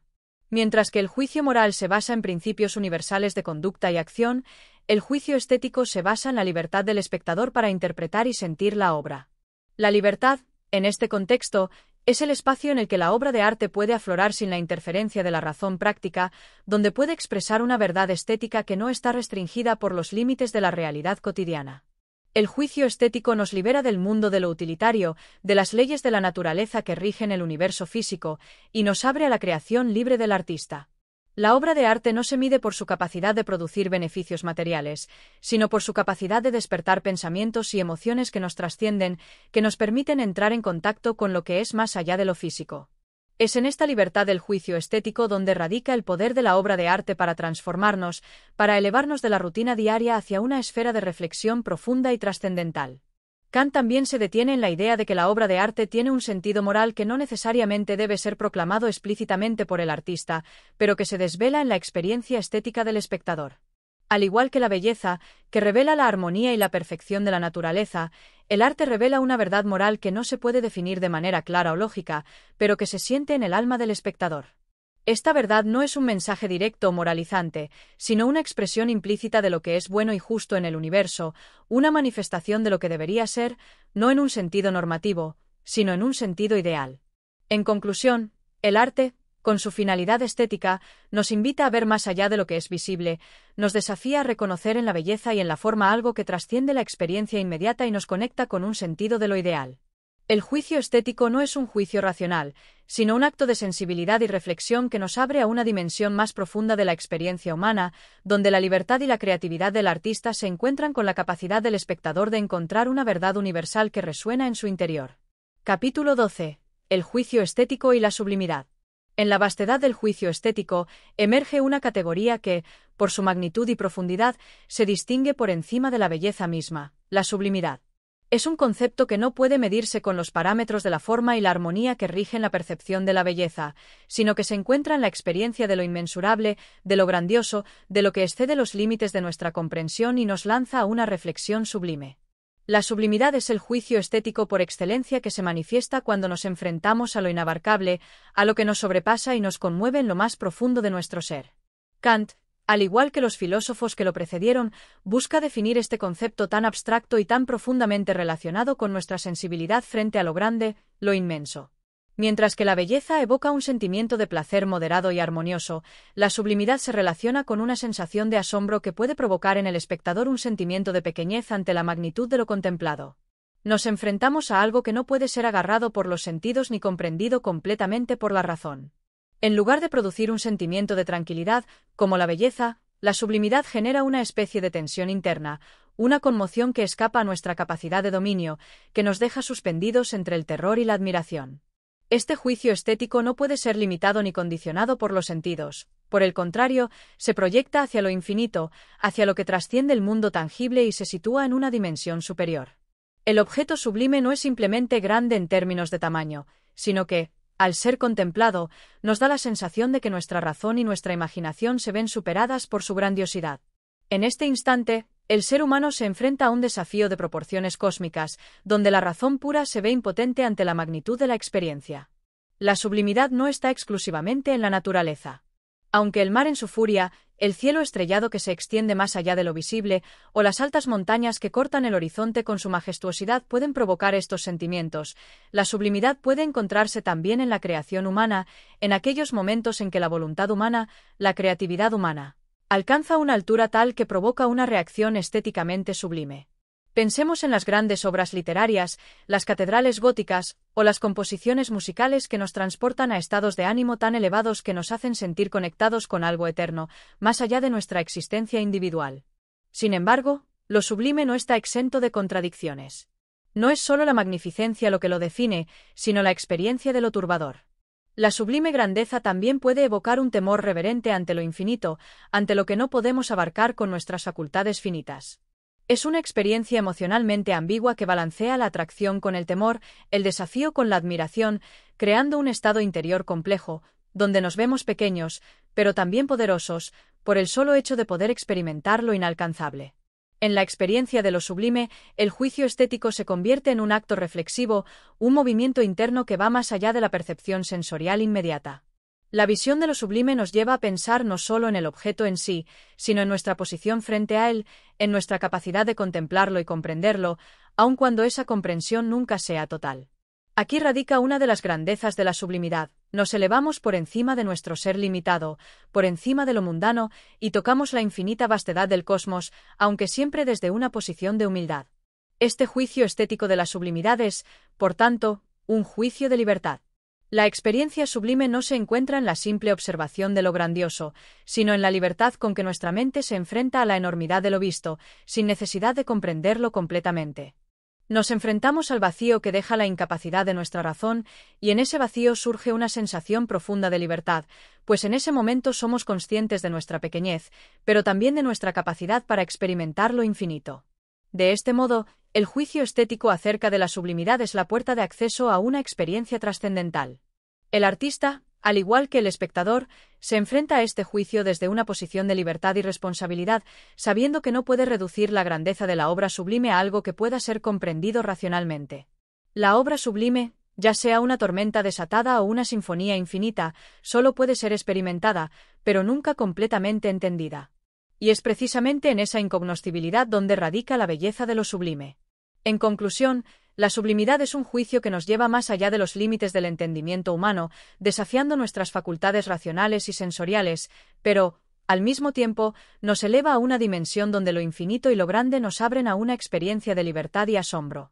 Es, en última instancia, una conexión profunda con lo trascendental, un espejo de la potencialidad humana de experimentar lo ilimitado, lo eterno. Capítulo 13. La relación entre el juicio estético y la moralidad. En la vasta expansión del pensamiento humano, donde se cruzan las fronteras del arte y la ética, emerge una cuestión profundamente intrigante. ¿Pueden el juicio estético y la moralidad compartir un espacio común? Y si es así, ¿cómo se entrelazan? Kant nos invita a una reflexión profunda sobre el punto de encuentro entre la belleza del juicio estético y la nobleza de la moralidad, sugiriendo que, aunque estos dominios parecen separados por un abismo insondable, hay algo en el ser humano que los une en su esencia más profunda. El juicio estético no busca medir lo bueno o lo malo, pero sí se conecta con la moralidad en un plano más sutil y abstracto. La belleza, al igual que el bien moral, nos trasciende, nos invita a superar las limitaciones de nuestro ser mundano y nos eleva hacia algo más grande, más universal. En la experiencia estética, el juicio no es el de un utilitarismo frío, sino el de una sensibilidad que reconoce el valor intrínseco de una obra, sea esta una melodía que conmueve el alma o una pintura que refleja la luz de una verdad profunda. Sin embargo, Kant nos hace preguntarnos si el juicio estético no está de alguna manera vinculado a las fuerzas morales que rigen nuestra existencia. En la experiencia estética, parece haber una similitud con el juicio moral, en el sentido de que ambos buscan universalidad. Así como el juicio moral aspira a ser universalizable, es decir, una acción ética debe ser aplicable a todos sin excepción, el juicio estético también busca una universalidad en el sentido de que la belleza, aunque subjetiva, posee una cualidad que apela a una respuesta común de quienes la experimentan. Esta relación entre lo estético y lo moral se encuentra en el sentimiento compartido que ambas experiencias suscitan. La moralidad busca la perfección y la armonía en la conducta humana, mientras que el juicio estético busca algo similar en el dominio de lo bello. De alguna manera, el arte y la moralidad se proyectan sobre la percepción humana en busca de un fin común, el bien. Lo sublime, lo bello, lo moralmente bueno, todos estos conceptos resuenan en el alma humana, convocando un sentimiento de armonía que refleja un equilibrio más allá de lo físico. Kant observa que la moralidad y el arte, aunque diferentes en sus objetivos, comparten el deseo de trascender el individuo. Así como el acto moral busca la perfección del individuo y de la sociedad, el arte busca trascender la individualidad del creador y elevar al espectador hacia una experiencia más universal. Ambos, desde diferentes perspectivas, buscan una forma de elevación, no solo en lo físico, sino en lo espiritual y lo intelectual. En este sentido, Kant nos propone que la belleza no solo nos conmueve en nuestra sensibilidad, sino que también toca nuestra moralidad en la medida en que la belleza, al igual que lo bueno, es algo que debe ser deseado por todos. La belleza nos invita a ser mejores no a través de reglas morales estrictas, sino a través de la contemplación de lo que es ideal. Cuando nos enfrentamos a una obra de arte, somos invitados a reconocer lo que es bueno y verdadero, aunque de manera indirecta, a través de una experiencia estética que despierta en nosotros una afinidad con lo sublime. El juicio estético, entonces, no es solo un juicio que refleja la sensibilidad subjetiva del espectador, sino un acto que tiene un fundamento ético implícito. Al experimentar una obra de arte, no solo percibimos la belleza externa, sino que estamos invitados a experimentar la armonía interior que esa belleza evoca. Esta armonía no es solo una satisfacción visual o sensorial, sino un movimiento del alma hacia lo ideal, hacia la perfección moral. En este contexto, Kant nos muestra cómo el juicio estético puede tener una función moral. La belleza y la moralidad se tocan en el espacio de la armonía, una armonía que no solo refleja el orden del mundo físico, sino también el orden moral. Al contemplar lo bello, el ser humano es llamado no solo a una reflexión estética, sino también a una reflexión ética sobre su propio comportamiento, sobre lo que es bueno en la vida humana y lo que debe ser perseguido en la búsqueda del bien común. Kant nos lleva a pensar que el juicio estético tiene una dimensión moral oculta.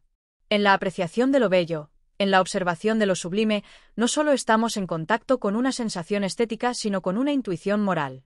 El arte nos invita a reconocer un orden en el mundo, un orden que es tanto estético como moral, un orden que refleja los ideales de lo que deberíamos ser como seres humanos, en armonía con nosotros mismos y con los demás. En conclusión, el juicio estético y la moralidad no son dos esferas separadas, sino dos expresiones de la misma aspiración humana hacia la perfección. El juicio estético, al igual que el juicio moral, nos invita a reconocer un ideal que trasciende lo individual y nos eleva hacia lo universal, hacia lo que es bueno no solo en nuestra moralidad, sino también en nuestra percepción de la belleza y la grandeza del mundo. Capítulo 14. El juicio estético del bello en la naturaleza. En la vastedad de la naturaleza, ese inmenso lienzo donde se trazan las formas y las fuerzas que constituyen el cosmos, emerge un juicio que se refiere a lo más sublime y refinado de la existencia humana, el juicio estético del bello. Pero, ¿qué es lo que hace que una obra de la naturaleza se convierta en algo que nuestro corazón, nuestra mente y nuestros sentidos pueden identificar como bello? La naturaleza, que se despliega ante nosotros en sus múltiples formas, colores y texturas, no está diseñada, como lo están las obras de arte, para agradarnos o deslumbrarnos. Sin embargo, en su inmensa diversidad, descubrimos una belleza inherente que parece tocar las cuerdas más profundas de nuestro ser. Kant nos introduce a este juicio estético cuando observamos el mundo natural con una mirada que va más allá de la simple apreciación utilitaria o científica. El juicio estético en la naturaleza es uno que se experimenta en un espacio de libertad y desinterés. No buscamos sacar provecho de lo que contemplamos, no tratamos de imponer nuestras propias intenciones sobre lo observado, sino que simplemente nos dejamos llevar por la sensación misma, por la experiencia de lo que nos rodea. El juicio estético del bello en la naturaleza se encuentra en ese punto en que la belleza parece surgir de una armonía secreta que escapa a nuestra comprensión. Las montañas que se alzan majestuosas en el horizonte, el suave murmullo del viento entre las hojas de un árbol, el paso sereno del río que refleja los colores del atardecer, todo ello se presenta ante nosotros como un susurro sublime, como un lenguaje que no requiere palabras, que no necesita explicaciones, pero que, no obstante, nos habla profundamente. Esta experiencia nos invita a percibir la unidad que subyace en lo natural, una unidad que, aunque imperceptible a nuestros sentidos más comunes, nos conmueve y nos llena de una sensación de paz. Para Kant, esta belleza que encontramos en la naturaleza no es simplemente un atributo de la naturaleza misma, sino de nuestra capacidad humana para interpretarla. El juicio estético del bello en la naturaleza surge cuando nos enfrentamos a ella no solo con una mirada analítica o científica, sino con una mirada sensitiva, una mirada que permite que la belleza se revele. Es como si la naturaleza, en su misterioso orden, nos invitara a descubrirla, a apreciar su magnitud sin necesidad de dominarla. En este momento, la sujeción al orden natural y la admiración por su perfección se funden en un mismo acto. Este juicio, sin embargo, no está exento de la subjetividad humana. La belleza natural, por más objetiva que parezca, siempre está vinculada a nuestra experiencia personal, a nuestro propio sentir. La naturaleza se presenta ante nosotros, pero es nuestra percepción la que, al filtrarla a través de nuestra sensibilidad, la convierte en belleza. No es la naturaleza la que exige que algo sea bello. Somos nosotros, los seres humanos, los que, al apreciarla, otorgamos valor a lo que vemos, a lo que sentimos, a lo que experimentamos. La belleza en la naturaleza, entonces, es una creación compartida entre el mundo natural y nuestra capacidad de percibirlo, un proceso que trasciende el simple acto de ver para convertirse en una experiencia sublime y reflexiva. A través de este juicio, Kant plantea que la belleza natural posee una cualidad que no puede ser reducida a la simple conformidad con nuestras expectativas. La naturaleza no está aquí para complacernos, ni para ajustarse a las reglas de la estética humana, sino que nos enfrenta a una belleza independiente, una belleza que se revela ante nosotros sin pedir permiso, que nos desafía a reconocer su propio orden, su propia grandeza. El árbol que crece sin la intención de complacer al hombre, el río que fluye sin preocuparse por nuestra admiración, son ejemplos de esta belleza inocente y desinteresada, que, sin embargo, tiene el poder de trascender nuestras limitaciones y tocarnos profundamente. En el juicio estético de lo bello en la naturaleza, la experiencia no es solo pasiva, sino que es una participación activa en el orden natural. El ser humano, al entrar en contacto con la naturaleza, no solo contempla, sino que se siente parte de ella, se reconoce en el flujo de su tiempo, en la perpetuidad de sus ciclos, en el eterno retorno de las estaciones. Este juicio estético tiene, por tanto, una dimensión existencial que va más allá de la mera percepción visual. Es un acto de contemplación profunda que conecta al hombre con lo divino, con lo infinito, con lo trascendental. La naturaleza, entonces, se convierte en un reflejo de algo más grande que no podemos alcanzar con nuestra razón o nuestras sensaciones, pero que podemos sentir en lo más profundo de nuestro ser. El juicio estético del bello en la naturaleza nos enseña que la belleza no es solo algo que vemos, sino algo que sentimos, algo que habita en el corazón humano y que trasciende las fronteras del mundo material. La naturaleza, al ser percibida a través del juicio estético, se convierte en una lección constante de lo que significa existir en armonía con lo que nos rodea, con lo que somos y con lo que está más allá de nuestra comprensión. En conclusión, el juicio estético de la belleza en la naturaleza nos invita a ver más allá de las apariencias, a sentir la profunda conexión que nos une a todo lo que nos rodea. Nos invita a reconocer la armonía que subyace en todo lo que es natural, a comprender que la belleza no está en el objeto, sino en la forma en que lo percibimos y nos relacionamos con él. La naturaleza, con su inmensa majestuosidad, nos enseña que lo bello no es solo lo que vemos, sino lo que somos capaces de sentir. Capítulo 15. El juicio estético del sublime. En el vasto teatro del mundo, donde las fuerzas de la naturaleza se despliegan en su más absoluta magnificencia, se alza una experiencia que toca el alma humana de manera profunda y transformadora, el juicio estético del sublime. El sublime, ese concepto que se escapa a la simple belleza, nos enfrenta con lo grande y lo desmesurado, con lo que supera nuestras capacidades de comprensión y nos invita a trascender nuestra propia pequeñez. El sublime no es lo bello que encontramos en lo que nos rodea. Es lo que nos desborda, lo que nos desafía a pensar más allá de nuestras limitaciones, lo que nos inquieta al mismo tiempo que nos sublima. Kant introduce el concepto del sublime como una experiencia que se produce cuando nos enfrentamos a la magnificencia de la naturaleza, ya sea en la inmensidad del océano, la altitud de las montañas o la ferocidad de las tormentas. A diferencia de la belleza, que nos llena de armonía y de una sensación placentera, lo sublime nos lleva a un lugar de desconcertante donde nos encontramos a nosotros mismos al borde de la admiración y el temor, pero sin perder nunca el sentido de nuestra capacidad de racionalidad y de autocontenido. Aquí, en la experiencia sublime, el ser humano se encuentra atrapado en un juego entre la vulnerabilidad y la grandeza. La experiencia del sublime es, en esencia, una confrontación con lo inmenso e incontrolable. Nos enfrentamos a fuerzas que, a pesar de su tamaño y poder, no logran subyugarnos ni doblegarnos. El juicio estético del sublime nos recuerda nuestra propia insignificancia ante la vastedad del universo, pero también la grandeza de nuestra capacidad para comprender y apreciar esa magnitud. Es en ese instante de fragilidad y admiración donde el juicio sublime se revela. No es la razón la que se enfrenta a lo sublime, sino la sensibilidad humana, que, al ser expuesta a lo grandioso, se eleva y se afirma, reconociendo que en nuestra limitación hay algo que trasciende lo físico, lo material. Lo sublime se presenta como algo que supera lo que es comprensible. Es el vasto mar, cuyas olas nos arrastran, pero de las cuales no podemos escapar, y sin embargo, las miramos en silencio, no con miedo, sino con una serena reverencia. Es la cima de una montaña que se pierde en las nubes, una cima tan alta que parece desafiar a las mismas estrellas, pero que nos invita, con su misterio, a imaginar lo que está más allá de lo que nuestros ojos pueden ver. La tormenta que desata su furia en el cielo, cubriendo el paisaje con su violencia y su poder, nos deja una sensación de desnudez, pero también de conexión con algo mucho mayor que nuestra comprensión. Kant reflexiona sobre el hecho de que lo sublime no es simplemente lo que nos produce una sensación de asombro, sino lo que nos lleva a un estado de reflexión. Es la inmensidad de la experiencia la que nos confronta con nuestra propia finitud, pero también nos recuerda nuestra capacidad de razonamiento y de autocontenido. Aunque somos pequeños ante la magnitud de la naturaleza, el juicio estético del sublime nos muestra que somos, a través de nuestra percepción consciente, capaces de trascender esa limitación. El sublime no es algo que pueda ser poseído, más bien, es algo que nos posee en su grandeza, algo que solo podemos vivir en su presencia, algo que nos transforma sin que podamos dejar de ser nosotros mismos. La experiencia sublime, entonces, es tanto un desafío como una revelación. Nos enfrenta a la irracionalidad de la naturaleza, pero nos invita también a reconocer nuestra capacidad de razonamiento que nos permite encontrar belleza en esa irracionalidad. El sublime no se encuentra en la belleza perfecta, en la armonía de las formas, sino en el caos que nos invita a reflexionar sobre lo que está más allá de lo físico, sobre lo que está más allá de la razón.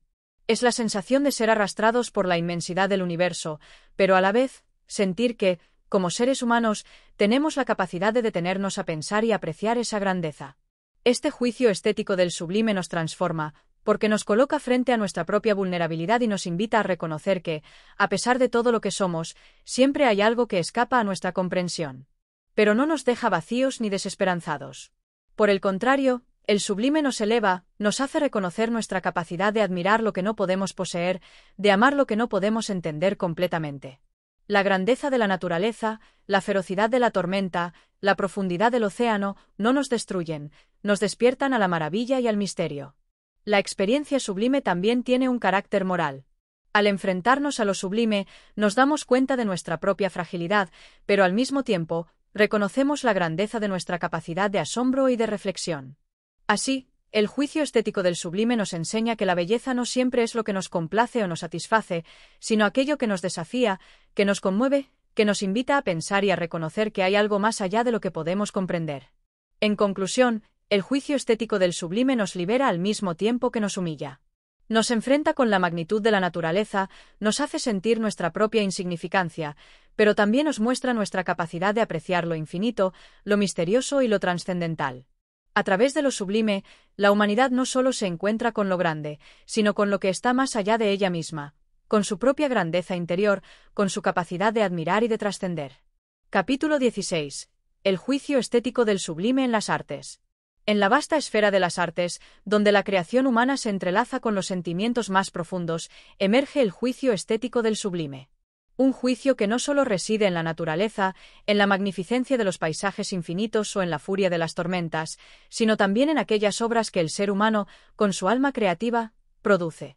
El sublime en las artes es la capacidad de captar lo infinito dentro de lo finito, de representar lo que escapa a los límites del mundo sensible, de plasmar en formas concretas lo que está más allá de nuestra comprensión. Así, lo sublime en las artes no solo revela la majestuosidad de las fuerzas naturales, sino que también refleja la grandeza del espíritu humano. El arte, en su más alta manifestación, nos presenta aquello que la naturaleza no puede, o no sabe, expresar.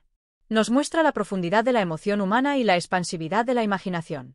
Es a través del arte que el ser humano puede acceder a dimensiones superiores de la existencia, no porque las cree de la nada, sino porque, en su infinita sensibilidad, logra revelar lo que se encuentra oculto en lo más recóndito de la experiencia humana. El sublime en las artes está relacionado con este movimiento hacia lo trascendental, hacia lo indescriptible y lo abstracto, que resuena dentro de cada uno de nosotros. Kant, en su reflexión, distingue dos tipos de sublime, el sublime material y el sublime formal. El primero se refiere a lo que es grande o impresionante en la naturaleza, como los acantilados que caen hacia el océano o los campos de batalla donde las fuerzas se enfrentan en un choque primordial. Estos momentos despiertan una sensación de admiración y de respeto ante lo que parece sobrepasar la capacidad de la mente humana para procesar. El segundo tipo de sublime se refiere a la forma en que las artes logran expresar lo inefable, lo que no se puede tocar ni ver, pero que, sin embargo, se experimenta. Este es el sublime formal de la pintura, la música, la poesía, donde lo inalcanzable es capturado con una intensidad que mueve el alma. En las artes visuales, por ejemplo, el sublime se manifiesta en la grandeza de la composición, en la profundidad de los colores que no solo decoran la tela, sino que se adentran en lo más profundo de la psique humana. El gran pintor no solo representa el mundo, sino que lo transfigura, lo trasciende, permitiendo que el espectador se enfrente a lo grande y lo eterno. En la pintura, como en la escultura, lo sublime no está en la técnica ni en la precisión del trazo, sino en la capacidad de mover al espectador, de despertar en él la sensación de que ha tocado algo que no puede ser plenamente comprendido. Es la tensión entre la forma concreta y el contenido abstracto lo que le da al arte su sublimidad. La música, por otro lado, lleva el juicio estético del sublime a un nivel que no tiene igual en las otras artes. La música no tiene forma tangible, no tiene contornos visibles. Es un lenguaje que se desprende de lo sensible, que trasciende el mundo físico. Cuando se escucha una composición sublime, el alma parece elevarse, flotar en una dimensión de perfecta armonía y desmesurada belleza.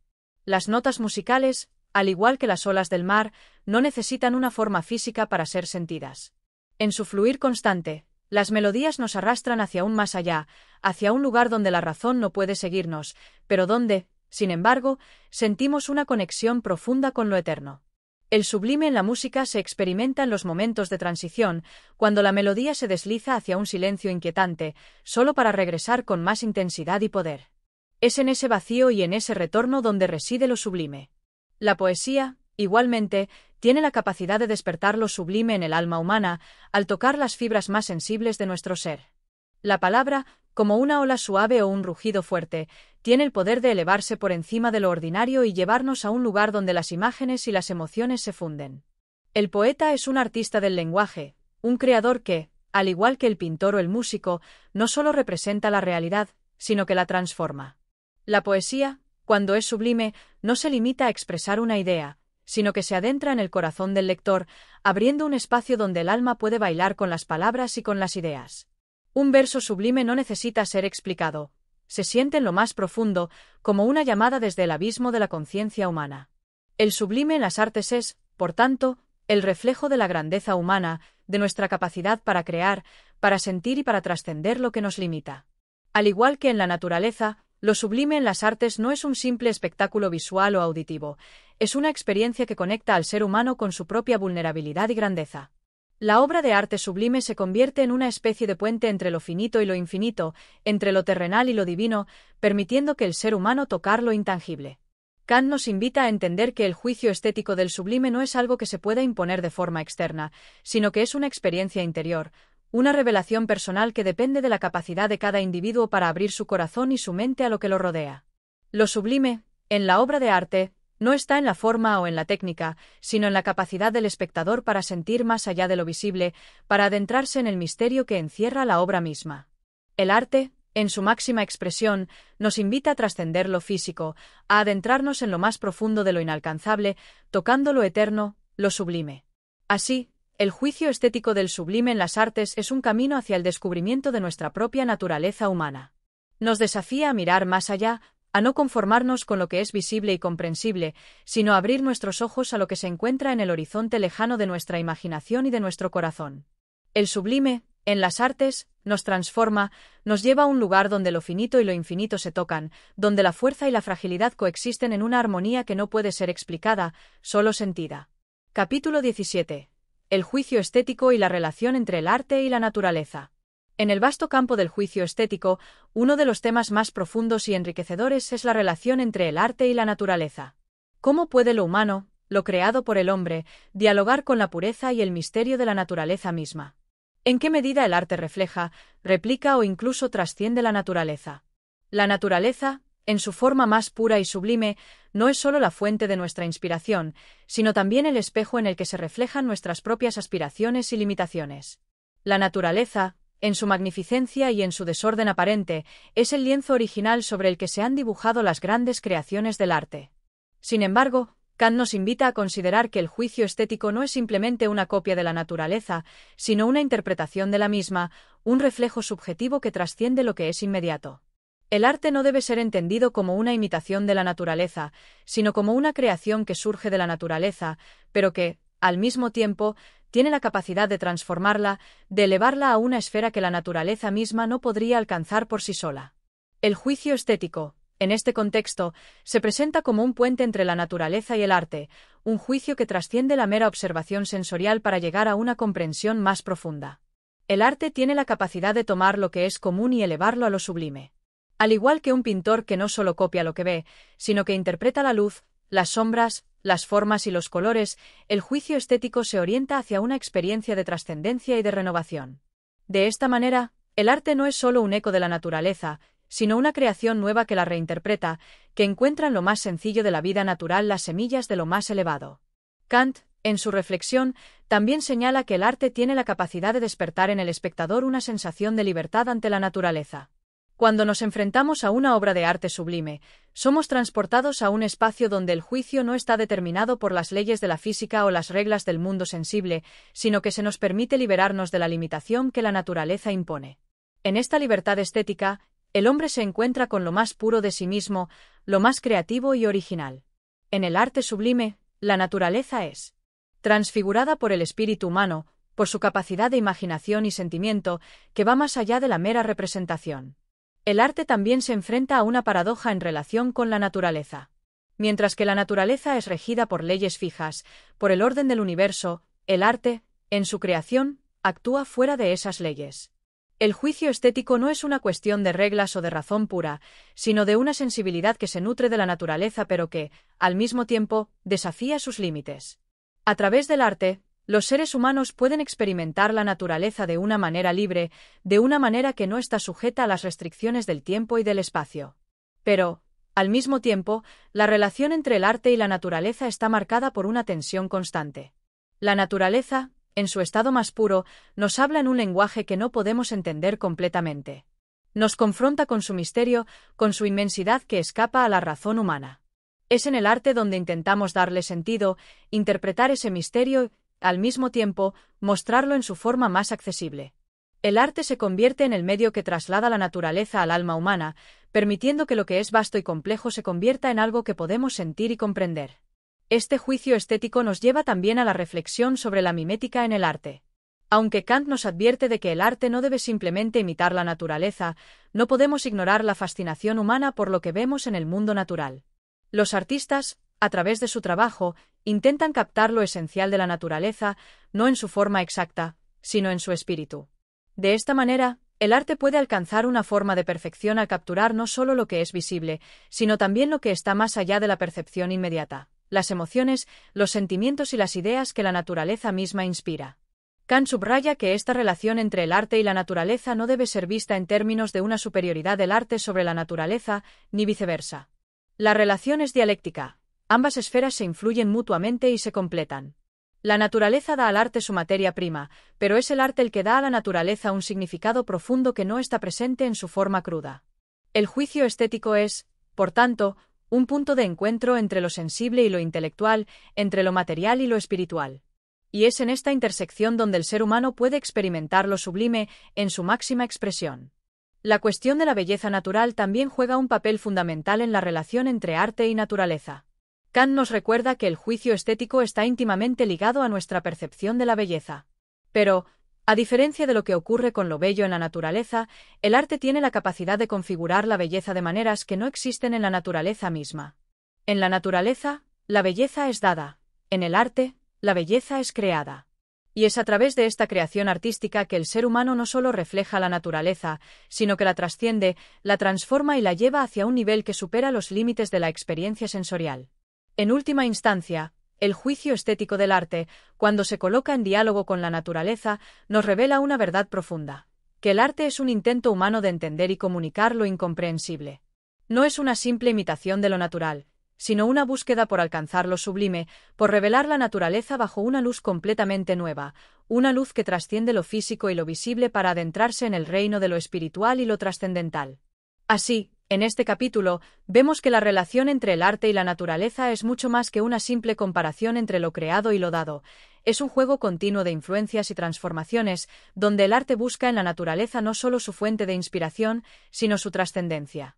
Capítulo 18. La sublimidad y el juicio estético. En este capítulo, la esencia misma de lo sublime se convierte en la clave para comprender el juicio estético que Kant despliega ante nosotros. ¿Qué significa lo sublime, ese concepto tan escurridizo que nos cautiva y nos sobrecoge con su inmensidad y su misterio? Lo sublime es lo que nos trasciende, lo que se encuentra más allá de las fronteras de nuestra comprensión, desbordando nuestra capacidad de medida y dándonos una sensación tanto de admiración como de temor. Es aquello que no podemos abarcar con los sentidos, sino que se impone ante nuestra razón y sentimiento, abriendo una grieta en nuestra percepción del mundo. El juicio estético de lo sublime no es una mera apreciación de la belleza como en el caso de lo bello.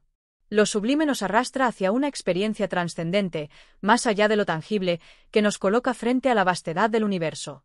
En su forma más pura, lo sublime es una sensación que mezcla lo infinitamente grande con lo infinito en su naturaleza. Es una presencia que se escapa de lo finito y nos conecta con una dimensión más grande, una presencia que desafía los límites de la comprensión humana.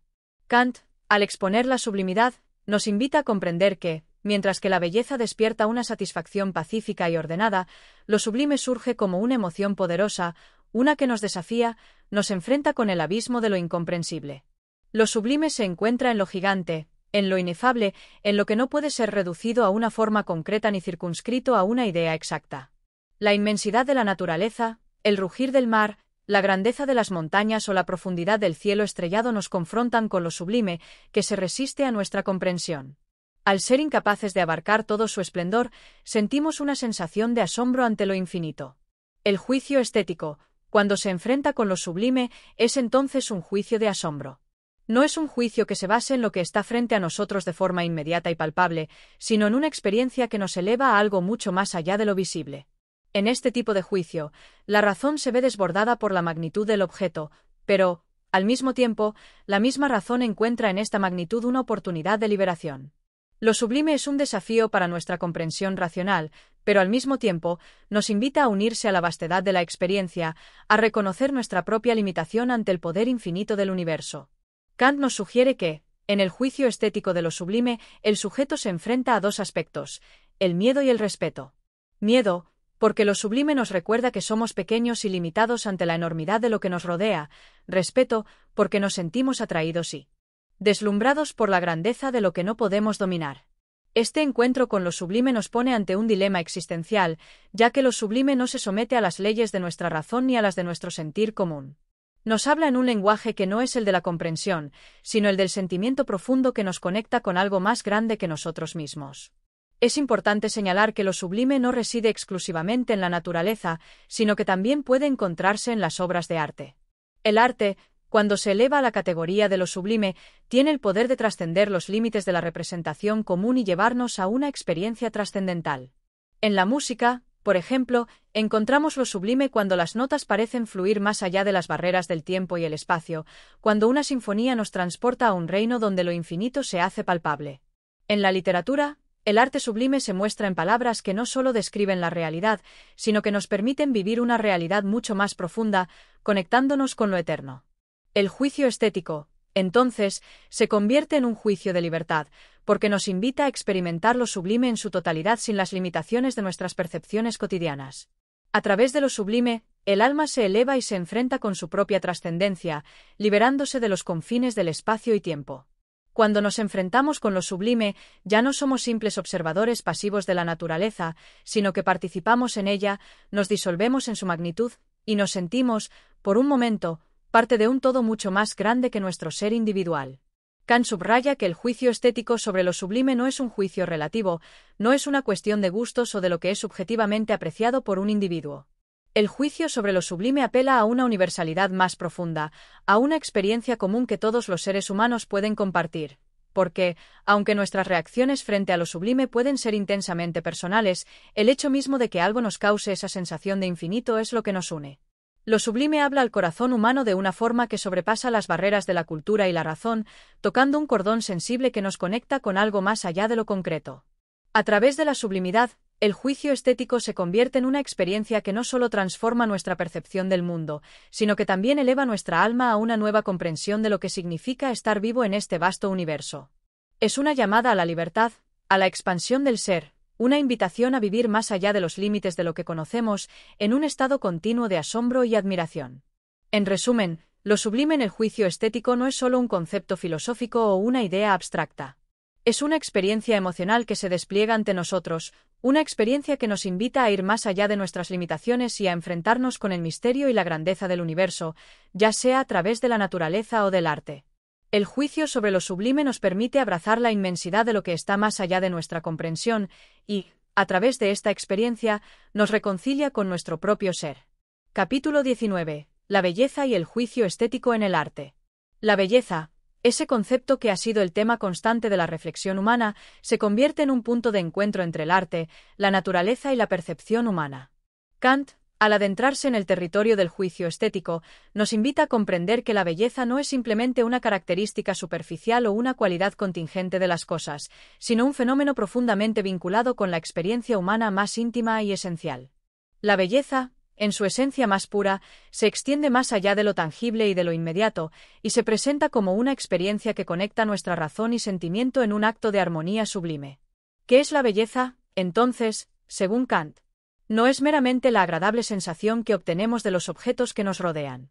La belleza, más allá de ser un simple atributo físico de las cosas, es una relación entre lo percibido y la mente humana que lo contempla. En el juicio estético, no se trata solo de lo que el objeto es, sino de cómo ese objeto se revela al sujeto, cómo provoca una reacción emocional que es, al mismo tiempo, un acto de reflexión.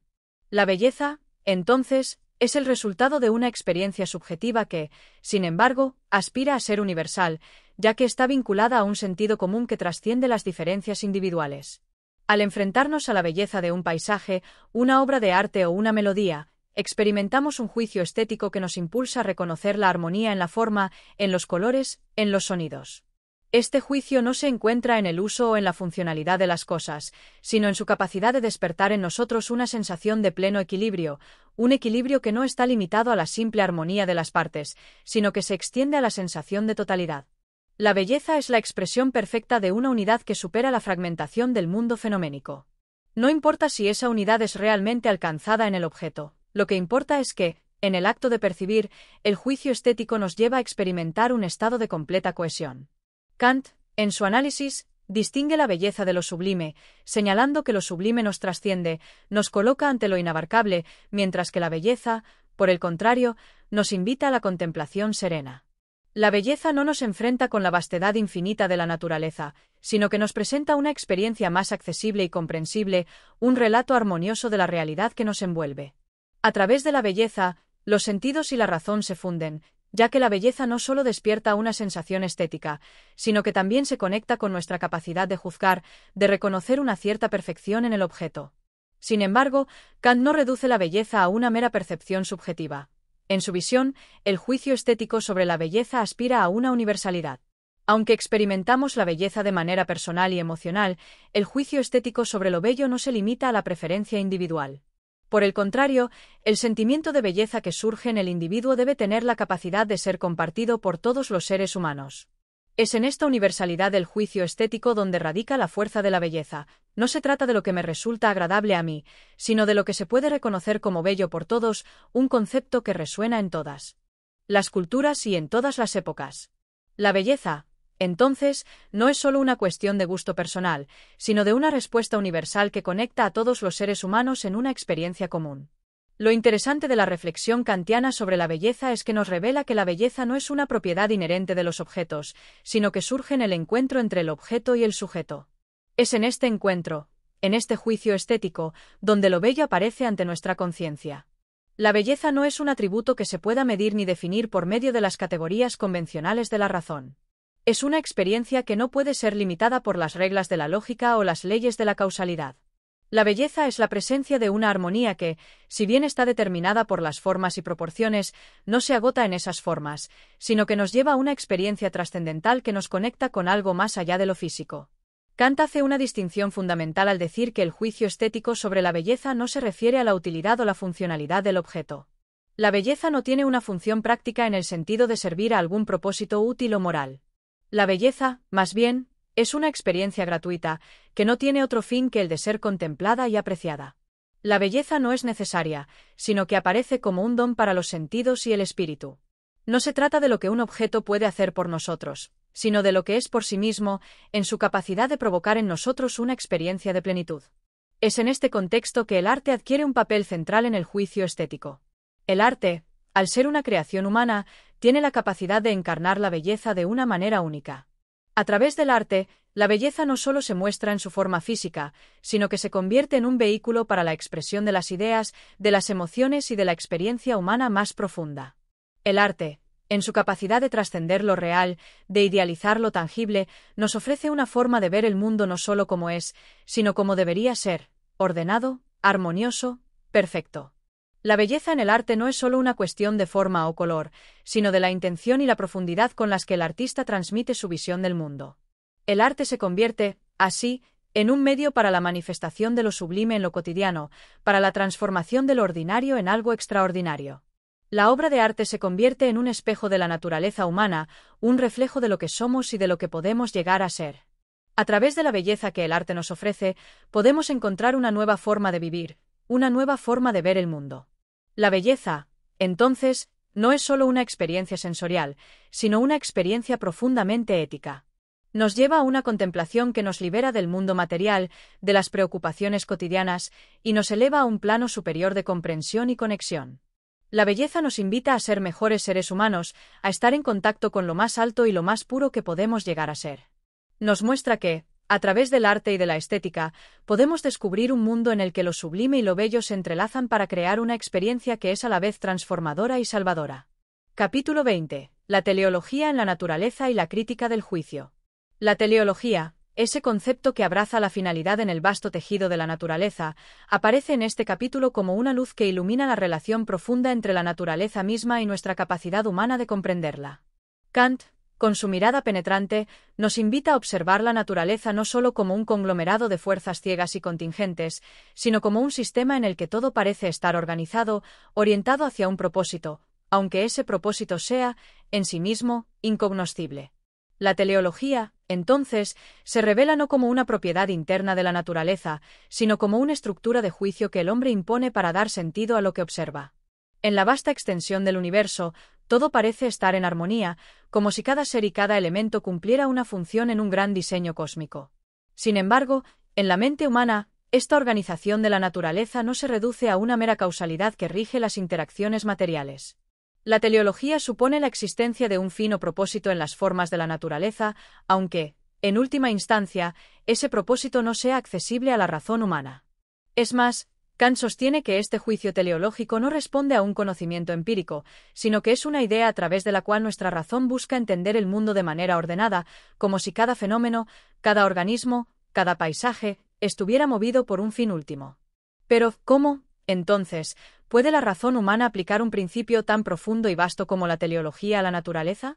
Kant nos lleva por un sendero donde el juicio teleológico no se basa en la certeza de una finalidad objetiva, sino en la necesidad de aplicar este concepto para entender la totalidad del universo. Este juicio no es, por lo tanto, un hecho científico, sino una condición de nuestra mente para darle coherencia a lo que percibimos. No es la naturaleza misma la que nos revela su finalidad, sino que somos nosotros, los observadores, quienes construimos esa finalidad a partir de nuestra propia necesidad de dar sentido a lo que ocurre. Kant destaca que la teleología en la naturaleza no se refiere a una finalidad consciente, como si los seres naturales tuvieran una voluntad propia, sino a una finalidad inherente a la propia estructura de la naturaleza. Es la disposición de las partes del todo lo que genera la apariencia de una finalidad, y el juicio teleológico surge cuando percibimos que las cosas están orientadas a un fin. Sin embargo, esta finalidad no es accesible para la razón pura, sino que es un principio regulador que guía nuestro entendimiento de la naturaleza. En el reino de los seres vivos, la teleología se revela con mayor claridad. En el ciclo de la vida, en la regeneración de los seres, en la reproducción y en la evolución misma de las especies, la naturaleza parece tener un fino propósito que no se ve directamente, pero cuya presencia es imposible de ignorar. La planta crece hacia la luz, el animal se alimenta, se reproduce y se adapta a su entorno, como si estuviera dirigido por una causa que, aunque invisible, se manifiesta en su existencia y en su comportamiento. La misma vida, en su complejidad y en su perfección aparente, parece seguir un designio natural, como una danza cósmica que trasciende nuestra comprensión inmediata. Sin embargo, Kant nos recuerda que esta teleología es solo un principio regulador para la razón, no una ley que pueda ser verificada empíricamente. La razón humana necesita este principio, no porque la naturaleza sea realmente teleológica en un sentido objetivo, sino porque el entendimiento humano, que busca siempre encontrar la coherencia y la unidad en lo que percibe, requiere de este principio para poder pensar la naturaleza en su conjunto. La teleología, entonces, es una función de la razón humana, no de la naturaleza misma. Pero, a pesar de esta distinción, la teleología se convierte en una herramienta valiosa para la interpretación del mundo natural. Kant no pretende despojar al hombre de su capacidad para encontrar propósito y orden en la naturaleza. Por el contrario, el filósofo reconoce que la teleología enriqueció la capacidad de la razón para dar sentido a la vida. Este juicio teleológico se convierte en un modo de interacción con el mundo, una forma de percibir no solo la materialidad de las cosas, sino también su finalidad. Aunque nunca podamos conocer la razón última detrás de la organización de la naturaleza, la teleología, como principio regulador, ofrece a la razón un marco para intentar comprender y estructurar el caos aparente de lo real. En este contexto, el concepto de organismo es particularmente importante.